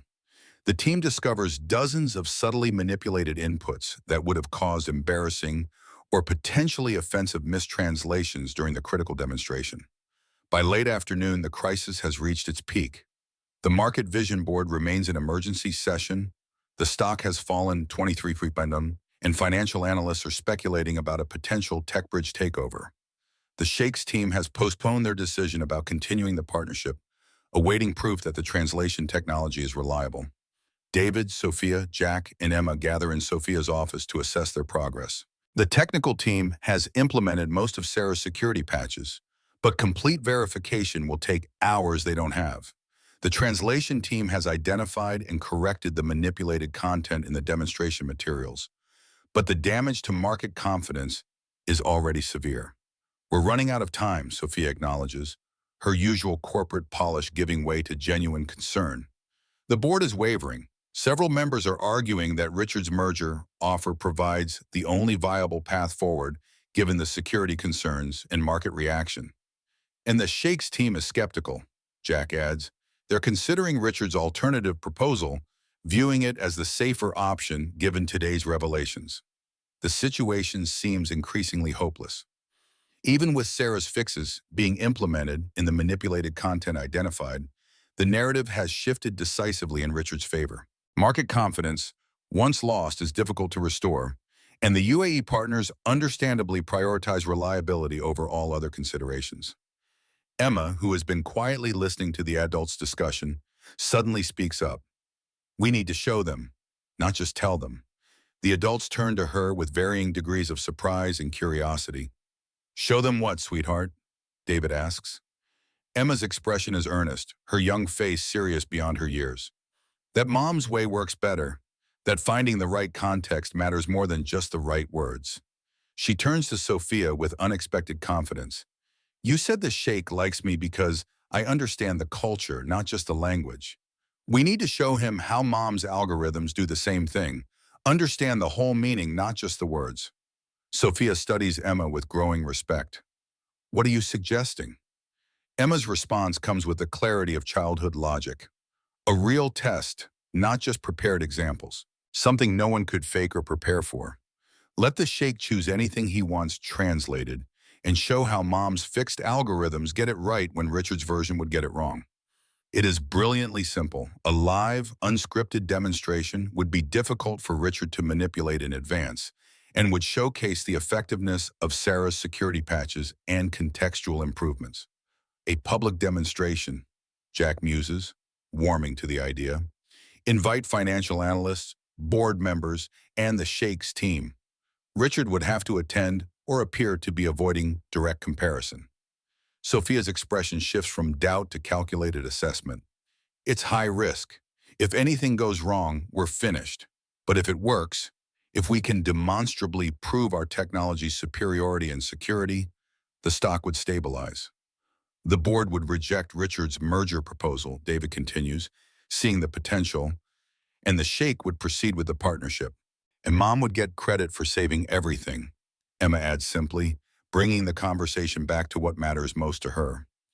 The adults exchange glances, recognizing both the brilliance and the risk of the proposal. It's a gamble, but perhaps their only remaining option given Richard's systematic undermining of market confidence. We'll do it tomorrow morning, before the board votes on Richard's proposal, Sophia decides. A public demonstration with unscripted, real-time translation challenges. As they begin planning the logistics, David's phone pings with an anonymous text, the same source that had sent the original email about Sarah's algorithms. Richard accessing market vision systems remotely, multiple breach attempts using executive credentials. Urgent. David shows the message to Sophia, whose expression darkens. He's making a final push to compromise our systems before tomorrow. She turns to her computer, rapidly typing commands to access security logs. The traces are sophisticated, but clear once you know what to look for. He's using access credentials that should have been deactivated years ago. The revelation adds new urgency to their plans. Richard isn't just waiting for market forces to deliver market vision into his hands. He's actively attempting to sabotage their systems to ensure the demonstration will fail. We need to complete Sarah's security implementation tonight, David insists, and add additional firewall protections specifically targeting Richard's known access points. As the technical details are being addressed, Jack raises a more personal concern. Richard won't stop at technical sabotage. He's fought too hard and too long to maintain control of this narrative. We should expect more direct intervention. What do you mean? David asked protectively, drawing Emma closer. Jack's expression is grave. Richard built his career on Sarah's uncredited work. If tomorrow's demonstration succeeds, that fact becomes public knowledge. His reputation, his company's value, his legacy, all would be irreparably damaged. He'll try to stop the demonstration, Sophia concludes, by any means necessary. The implication hangs heavily in the air. What had begun as corporate maneuvering had escalated to potential technological sabotage and might now include more direct threats. Richard has too much to lose to simply accept defeat. Emma needs protection, David says firmly. This has gone beyond corporate politics. I want her somewhere safe until the demonstration. Sophia nods immediate agreement. Jack can take her to my penthouse. The building has excellent security, and Richard wouldn't think to look for her there. Emma, however, has other ideas. I need to stay and help, she insists. Mom's algorithms need me to explain the context problems. The team said I found things their computers missed. David kneels to her level, his expression gentle but firm. Sweetheart, this situation has become dangerous. Richard isn't just fighting for a business deal anymore. Emma's eyes, so like Sarah's, hold unexpected determination. Mom never ran away from hard problems. She fixed them. I want to help fix this one. The adults exchange glances, recognizing both the wisdom and the impossible courage in her words. After a moment of silent communication with David, Sophia proposes a compromise. Emma stays here tonight in our secure executive suite. The technical team can bring her the materials they need help with, and the building security will be at maximum alert. Tomorrow she participates in the demonstration as planned, with additional security measures in place. David considers the proposal, weighing risks against the undeniable value of Emma's contribution and her own determined wish to help. Finally, he nods agreement. But I stay with her the entire time, and at the first sign of any escalation, we leave immediately, demonstration or no demonstration. The plan set, they move quickly to implement it. The executive suite is converted into a secure workspace where Emma can review translation materials while David works with the technical team implementing Sarah's security patches. Sophia coordinates the public demonstration arrangements, while Jack manages communication with the board and the Shakes team. As evening falls, the Market Vision building becomes an island of intense activity amid the darkening city.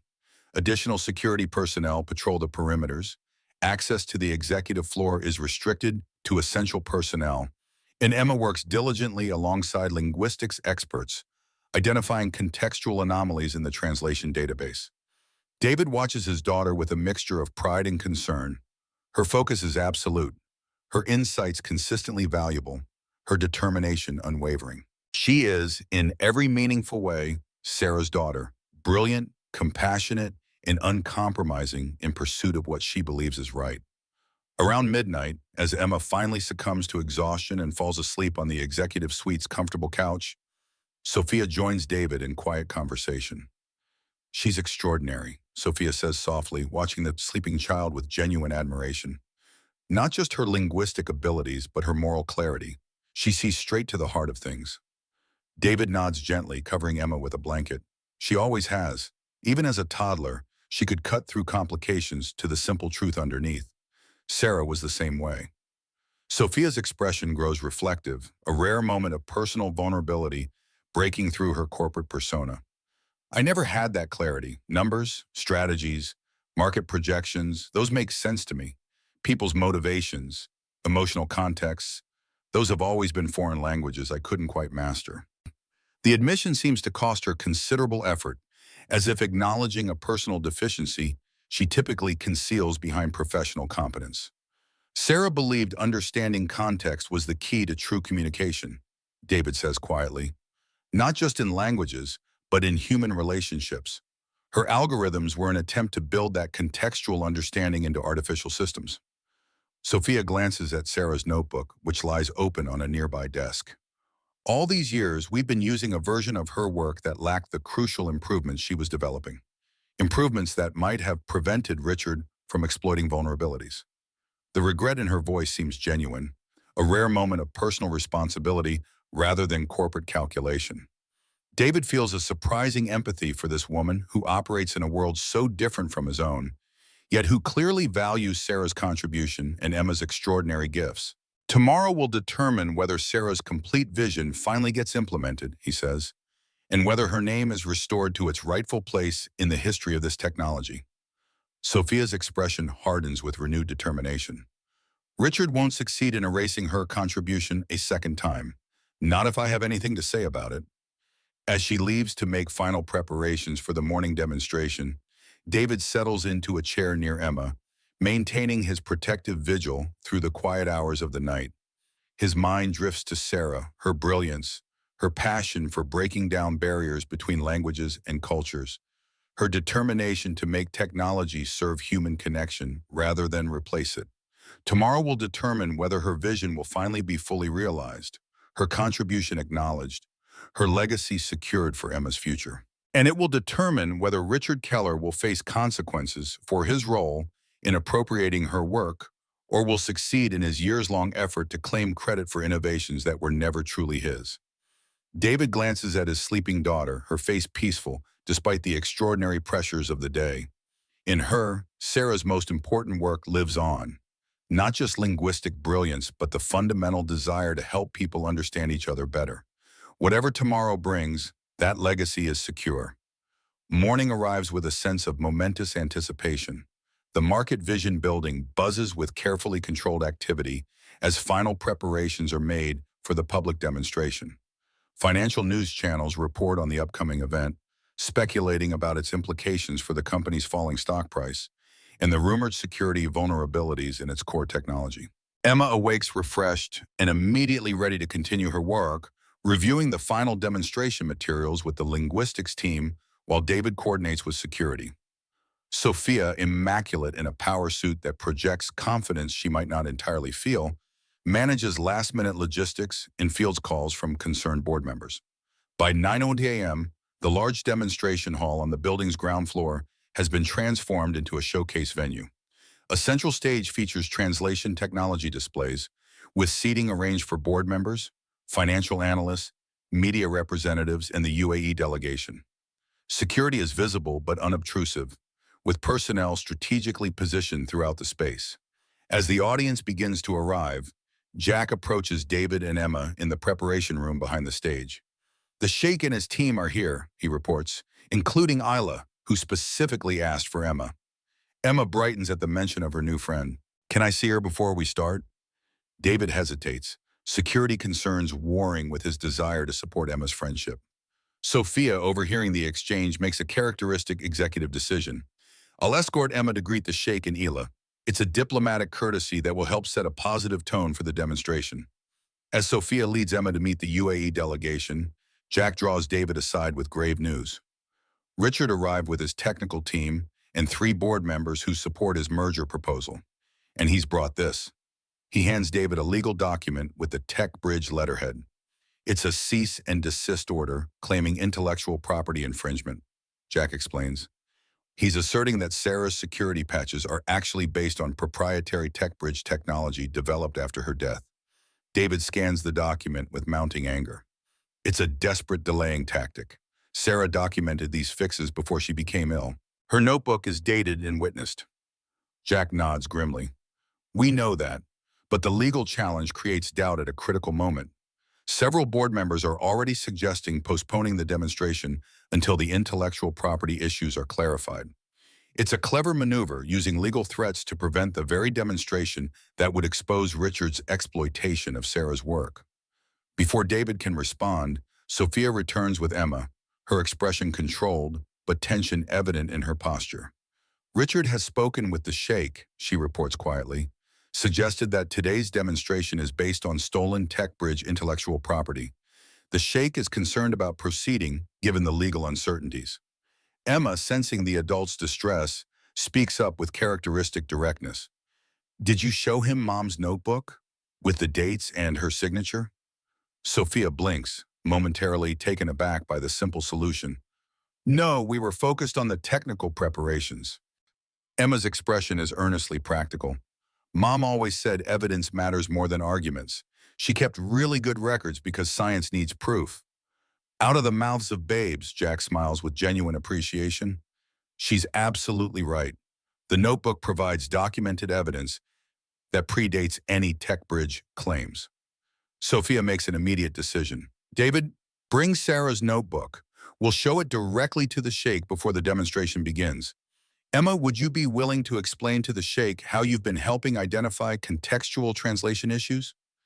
Emma nods seriously, pleased to be included in the solution. "I can show him the examples where I found problems that the computers missed." As they prepare to meet with the Sheikh, a security alert buzzes on Sophia's phone. Her expression darkens as she reads the message. "Richard's technical team is requesting access to our systems for a compatibility check before the demonstration.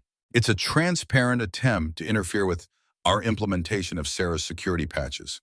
She types a rapid response denying the request in unequivocal terms.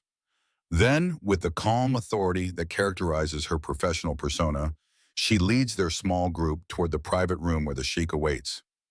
Richard Keller stands outside the door, his silver hair perfectly styled, his expression confident despite the desperate legal maneuvers he has deployed. He blocks their path with practiced bonhomie that doesn't reach his eyes. "Sophia, surely we can resolve this without public drama," he says smoothly.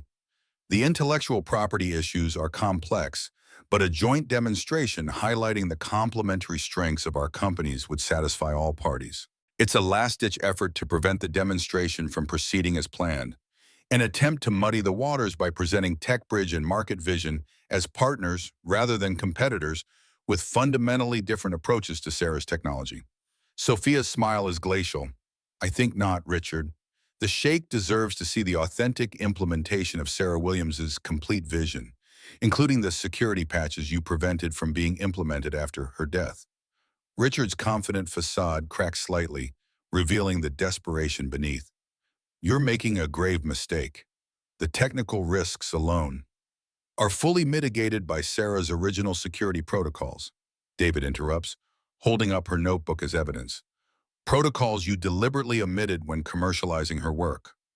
Richard's gaze fixes on the notebook with barely concealed alarm. "That document hasn't been authenticated. It could be fabricated, backdated." Emma steps forward, her small presence somehow commanding despite her youth. "Mom dated every page and had Dr. Rodriguez witness her signatures." She points to the official Stanford University witness marks clearly visible on the notebook's pages. She said good science needs good records. Richard seems momentarily at a loss, facing this child's simple dismantling of his objections. His recovery is swift, but not quite convincing. Children's understanding of complex intellectual property issues is naturally limited. This matter requires adult resolution. Jack steps forward, his dignified presence a stark contrast to Richard's increasingly evident desperation. "The adults are resolving it, Richard, by implementing Sarah's complete vision as she documented it, giving her proper credit for her contribution, and demonstrating the superior performance of her approach." As they move past Richard into the Sheikh's private room, David feels a shift in the dynamic, a sense that Richard's carefully constructed narrative is finally crumbling under the weight of Sarah's meticulous documentation and Emma's guileless advocacy for her mother's work. Inside, Sheikh Al Maktoum greets them with dignified courtesy, though concern is evident in his expression. Isla immediately runs to Emma, the two girls exchanging excited greetings in a mixture of English and Arabic that brings a smile to the Sheikh's face despite the tense circumstances. "Sheikh Al Maktoum," Sophia begins formally, "I understand Mr. Keller has raised concerns about intellectual property rights related to today's demonstration. I wanted to address those concerns directly before we proceed." She gestures to David, who steps forward with Sarah's notebook. "Your Excellency, this is my late wife Sarah's research journal. It documents the security protocols and contextual improvements that will be demonstrated today. As you can see, her work predates any TechBridge claims by several years." The Sheikh examines the notebook with careful attention, noting the dated signatures and official Stanford University witness marks. His expression grows thoughtful as he turns the pages, studying Sarah's detailed notes and diagrams. "Your wife was a brilliant woman, Mr. Williams," he says finally. "I remember her presentation in Geneva with great clarity. Her vision for language as a bridge between cultures rather than merely a tool for transactional communication was most impressive." He turns to Sophia with new resolve. "I believe we should proceed with the demonstration as planned. The documentation appears quite clear regarding the origin of the technology." Relief washes through the group at this decisive support.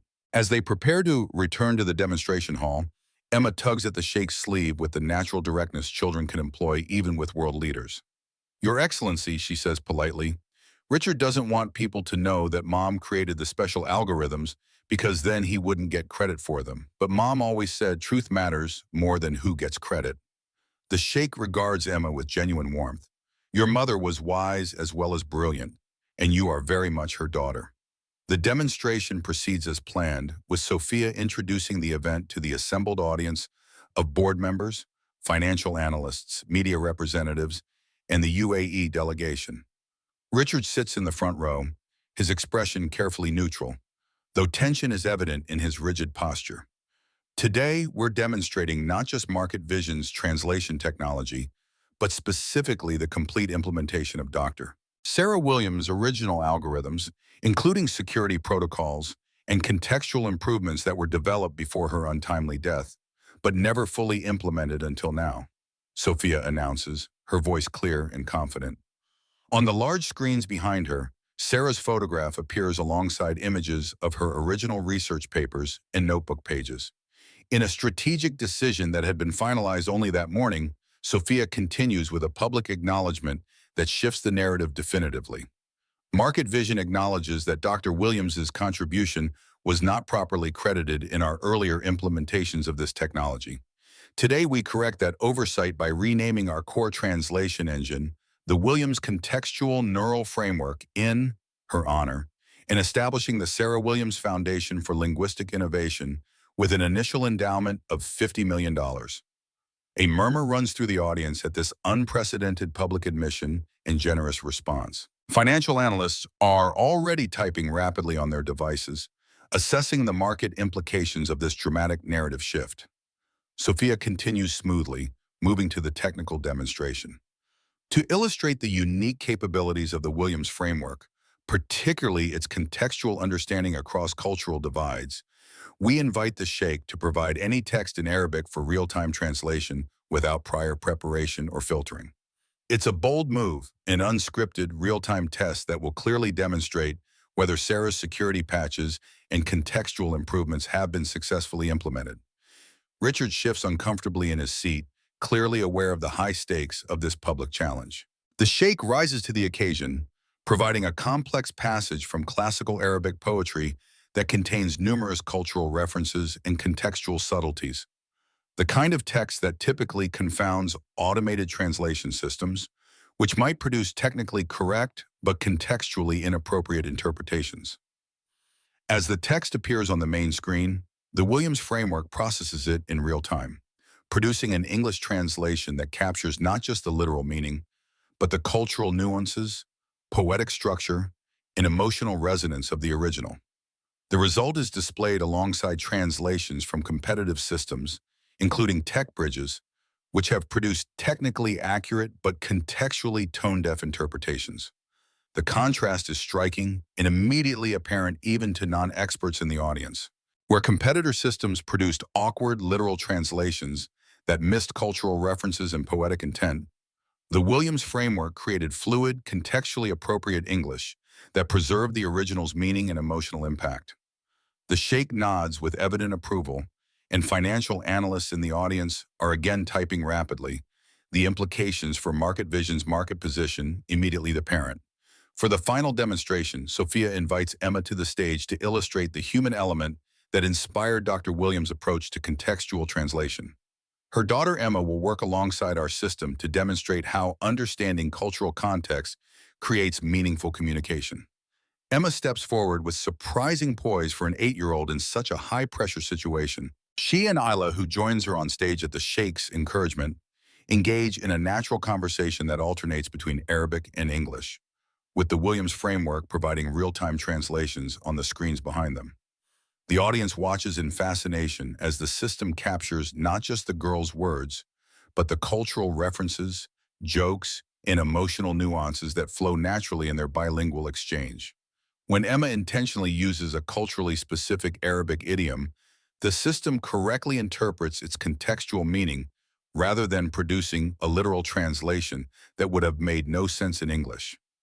As the demonstration concludes to enthusiastic applause, financial updates scroll across secondary screens, showing Market Vision stock rebounding dramatically as analysts assess the successful demonstration and the transformative potential of the fully implemented Williams framework. Richard Keller sits motionless in the front row, his expression frozen in a mask of professional composure that barely conceals his recognition of defeat. His carefully constructed narrative has been systematically dismantled, his years-long appropriation of Sarah's work publicly exposed, and his company's competitive position significantly weakened in the span of a single hour.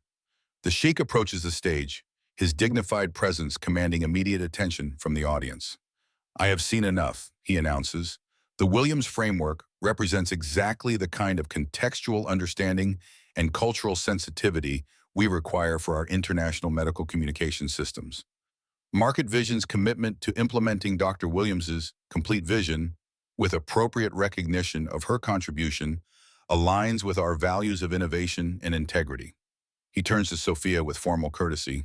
Well, Morrison, we would be honored to proceed with our partnership as planned, with the additional request that Emma Williams be invited to Dubai as a cultural consultant for the implementation phase, accompanied by her father.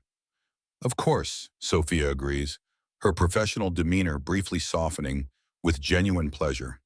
The public endorsement is more than Sophia could have hoped for, a clear vote of confidence that will stabilize Market Vision's position and definitively end Richard's takeover attempt. The invitation for Emma to participate in the Dubai implementation is an unexpected bonus, recognizing her unique contribution in a way that respects her age and family circumstances. As the event concludes and the audience disperses, David finds himself standing with Emma, Sophia, and Jack in a quiet moment of shared accomplishment. The crisis has been averted, Sarah's contribution finally acknowledged, and Emma's extraordinary gifts recognized in a way that opens doors rather than exploiting her abilities. Mom would be happy, Emma says simply, looking at her mother's photograph still displayed on the presentation screen. Her algorithms are helping people understand each other better, just like she wanted.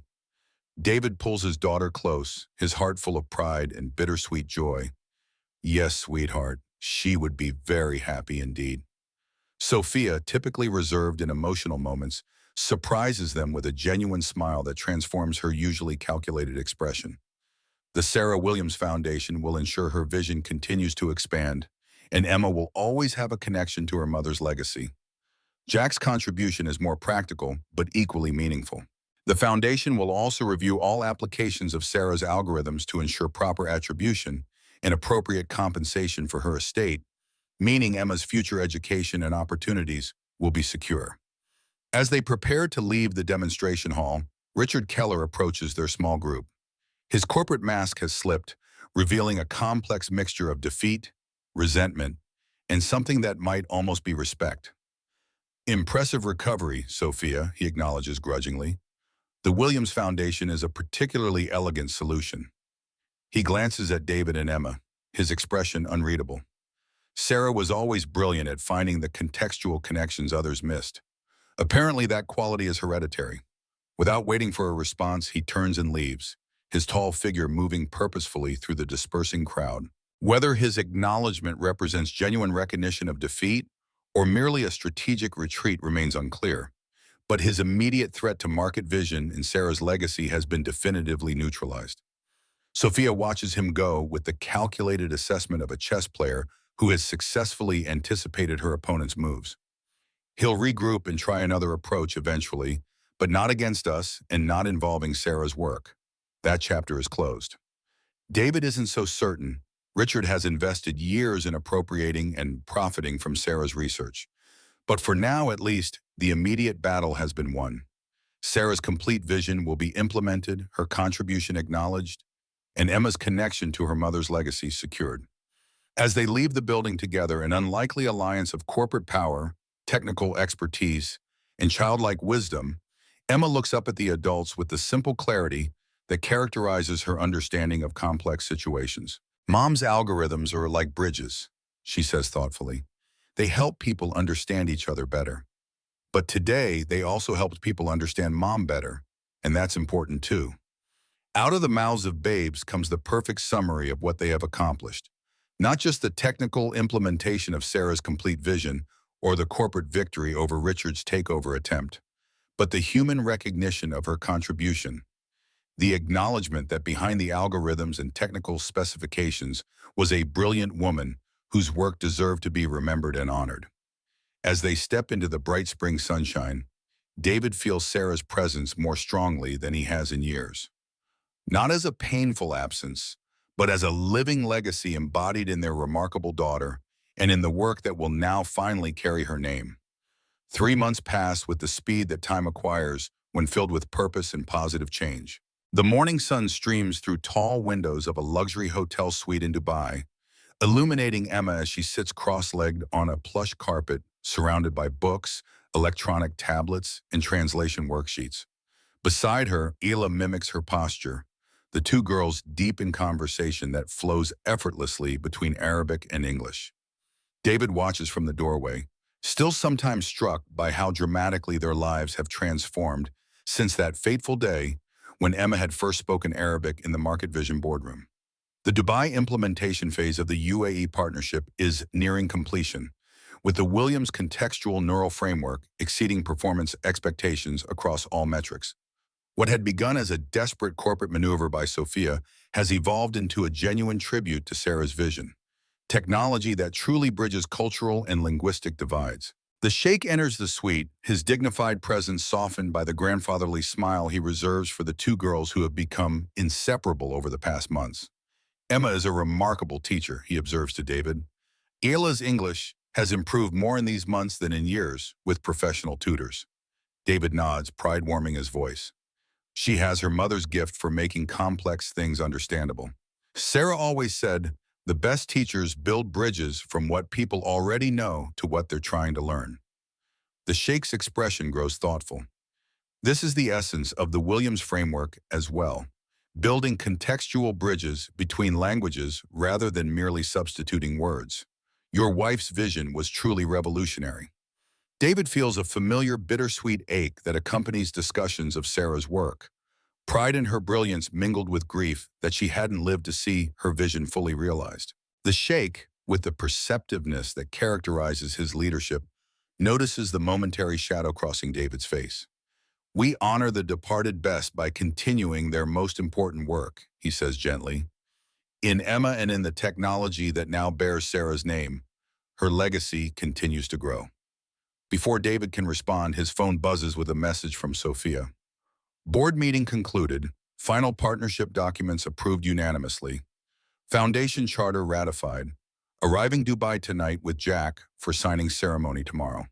The message represents the culmination of months of intensive work, not just the technical implementation of Sarah's complete vision, but the corporate, legal, and financial restructuring necessary to properly acknowledge her contribution and secure Emma's future. The Sarah Williams Foundation has been established with an initial endowment of $50 million, dedicated to advancing contextual language technology for humanitarian applications and educational access. Richard Keller has faded from the immediate picture, his attempted hostile takeover decisively defeated, and his company's competitive position significantly weakened by the public revelation of his role in appropriating Sarah's work. Financial analysts are still dissecting the implications of TechBridge's precipitous stock decline and the class action lawsuit filed by shareholders, alleging that Richard had concealed material information about the origins of the company's core technology. The sheikh's voice interrupts David's thoughts. The signing ceremony tomorrow represents more than a business partnership, he says. It is a testament to the power of truth to eventually emerge, even when powerful interests attempt to suppress it. David can't help but smile at the sheikh's characteristic blend of philosophical wisdom and practical assessment. In the months of working closely with him on the implementation phase, he has come to respect not just the man's business acumen, but his genuine commitment to using technology for social benefit rather than mere profit. Emma and Isla are planning a special presentation for the ceremony. The sheikh continues, his eyes twinkling with grandfatherly pride. They have been working on it secretly for weeks. Something about demonstrating language bridges in action. David raises an eyebrow in amused surprise. Emma had mentioned a special project with Isla, but had been uncharacteristically secretive about the details. Whatever she's planning, her enthusiastic commitment suggests it will be both heartfelt and thoughtful, qualities that seem to characterize everything his remarkable daughter undertakes. As evening approaches, David helps Emma prepare for dinner with the sheikh's family, a regular occurrence during their extended stay in Dubai. Watching her select a modest but elegant dress with the careful attention she brings to all cultural contexts, David marvels again at how gracefully she has adapted to their transformed circumstances. The past months have brought material changes, certainly. The educational trust established in her name, the comfortable accommodations in Dubai, the freedom from financial anxiety that had shadowed their lives since Sarah's death. But more significant is the emotional healing that has accompanied the proper recognition of Sarah's work. Emma speaks of her mother with a new confidence, pride replacing the whispered reverence that had characterized her earlier references. Sarah is no longer just a personal memory, but a publicly acknowledged innovator whose work is changing how people communicate across cultural divides. Their lives have found a new equilibrium that honors both past and future. Sarah's legacy secured, Emma's gifts nurtured without exploitation, and David's own professional skills once again valued and deployed. The technical security director position at Market Vision provides the intellectual challenge his mind had missed during his years in basement IT maintenance, while the flexible structure Sophia had approved and allows him to prioritize Emma's needs and development. Sophia herself has perhaps undergone the most surprising transformation. The coldly efficient CEO focused exclusively on corporate metrics has gradually revealed more human dimensions. Still precision-focused and strategically brilliant, but increasingly willing to consider the human implications of business decisions. Her relationship with Emma has evolved from calculated corporate asset assessment to genuine mentorship, with regular video calls where they discuss everything from language patterns to the challenges of women in leadership roles. Jack Morrison has become a regular presence in their lives as well, his grandfatherly wisdom and historical perspective providing balance to Sophia's intensity. He has taken personal responsibility for establishing the Sarah Williams Foundation, ensuring its governance structure prioritizes humanitarian applications of the technology over commercial considerations. His friendship with David has deepened through shared commitment to protecting Emma's childhood while nurturing her extraordinary gifts. A knock at the suite door announces the arrival of a hotel staff member with a delivery, a package from New York bearing Sophia's distinctive monogram. Inside the elegantly wrapped box, Emma finds a small leather-bound journal with her name embossed on the cover. The accompanying note, written in Sophia's precise handwriting, reads, "For recording your observations on language bridges, like your mother did. Some traditions deserve continuation. See you tomorrow, SM." Emma traces her fingers over the embossed letters with reverent appreciation. "She's giving me a notebook like Mom's," she says softly, "for my own language notes." The thoughtfulness of the gift, acknowledging both Sarah's legacy and Emma's continuation of it without corporate overtones, reveals how far Sophia has evolved from her initially transactional approach. David makes a mental note to thank her properly when she arrives.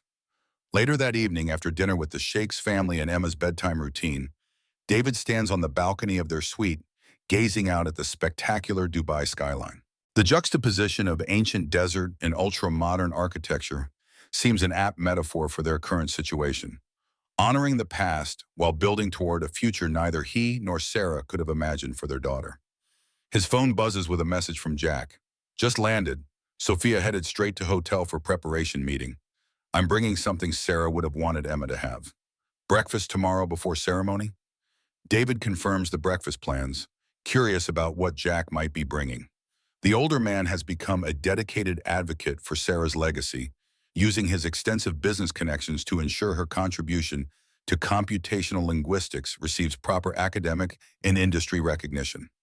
His personal investment in this mission goes beyond corporate considerations, suggesting an almost familial sense of responsibility towards Sarah's memory and Emma's future. The next morning dawns clear and bright, the desert air still cool before the inevitable heat of the day. Jack arrives at their suite bearing a small wooden box with intricate inlay work. After greeting Emma with grandfatherly warmth, he presents the box with ceremonial gravity. "Your mother received this award from the International Computational Linguistics Association 15 years ago," he explains. "It was in the university archives. When the association learned of her posthumous recognition through the Williams framework, they wanted it returned to her family." Emma opens the box with reverent care, revealing a crystal award inscribed with Sarah's name and for revolutionary contributions to contextual neural translation. Accompanying the award is a formal letter from the association acknowledging the historical significance of Sarah's work and its contemporary impact. "How did you find this?" David asks, genuinely moved by the tangible recognition of Sarah's academic contribution. Jack's smile holds a hint of the strategic brilliance that characterizes the Morrison family. "When we established the foundation, I initiated a comprehensive search for all records of Sarah's work, academic and personal. This award was referenced in Stanford's archives. The association was quite disturbed to learn how her work had been commercially exploited without proper attribution. Emma holds the award carefully, studying the inscription with solemn attention. We should put this next to Mom's picture at home, she decides, so everyone who visits can see she was important. The simplicity of her desire to have her mother's achievement publicly displayed in their home highlights, again, the fundamental justice of what has been accomplished over the past months. Sarah's work has been restored to its rightful place in the historical record, her contribution acknowledged by both academic and commercial entities. As David watches Emma proudly show the award to Ela, who has arrived for their final presentation preparations, he reflects on the extraordinary journey that began with a collapsed interpreter and his daughter's simple offer. Excuse me, I can translate. That moment of childhood courage had set in motion a chain of events that restored Sarah's legacy, transformed their lives, and perhaps most importantly, helped Emma understand that her mother's work lives on, both in the technology that now bears the Williams name and in Emma's own remarkable ability to build bridges between languages, cultures, and people. In that recognition lies the true power of Sarah's vision, not just algorithms that translate words, but connections that transform lives. The bridge Sarah began building has been completed by her daughter, spanning not just languages but generations, ensuring that her most important work will continue long after the contracts are signed and the technology deployed. As Emma and Isla rehearsed their presentation one final time, their young voices blending English and Arabic in seamless harmony, David knows with certainty that Sarah would be proud, not just of the algorithms that bear her name, but of the daughter who embodies her most cherished belief, that the greatest purpose of language is to build bridges between hearts.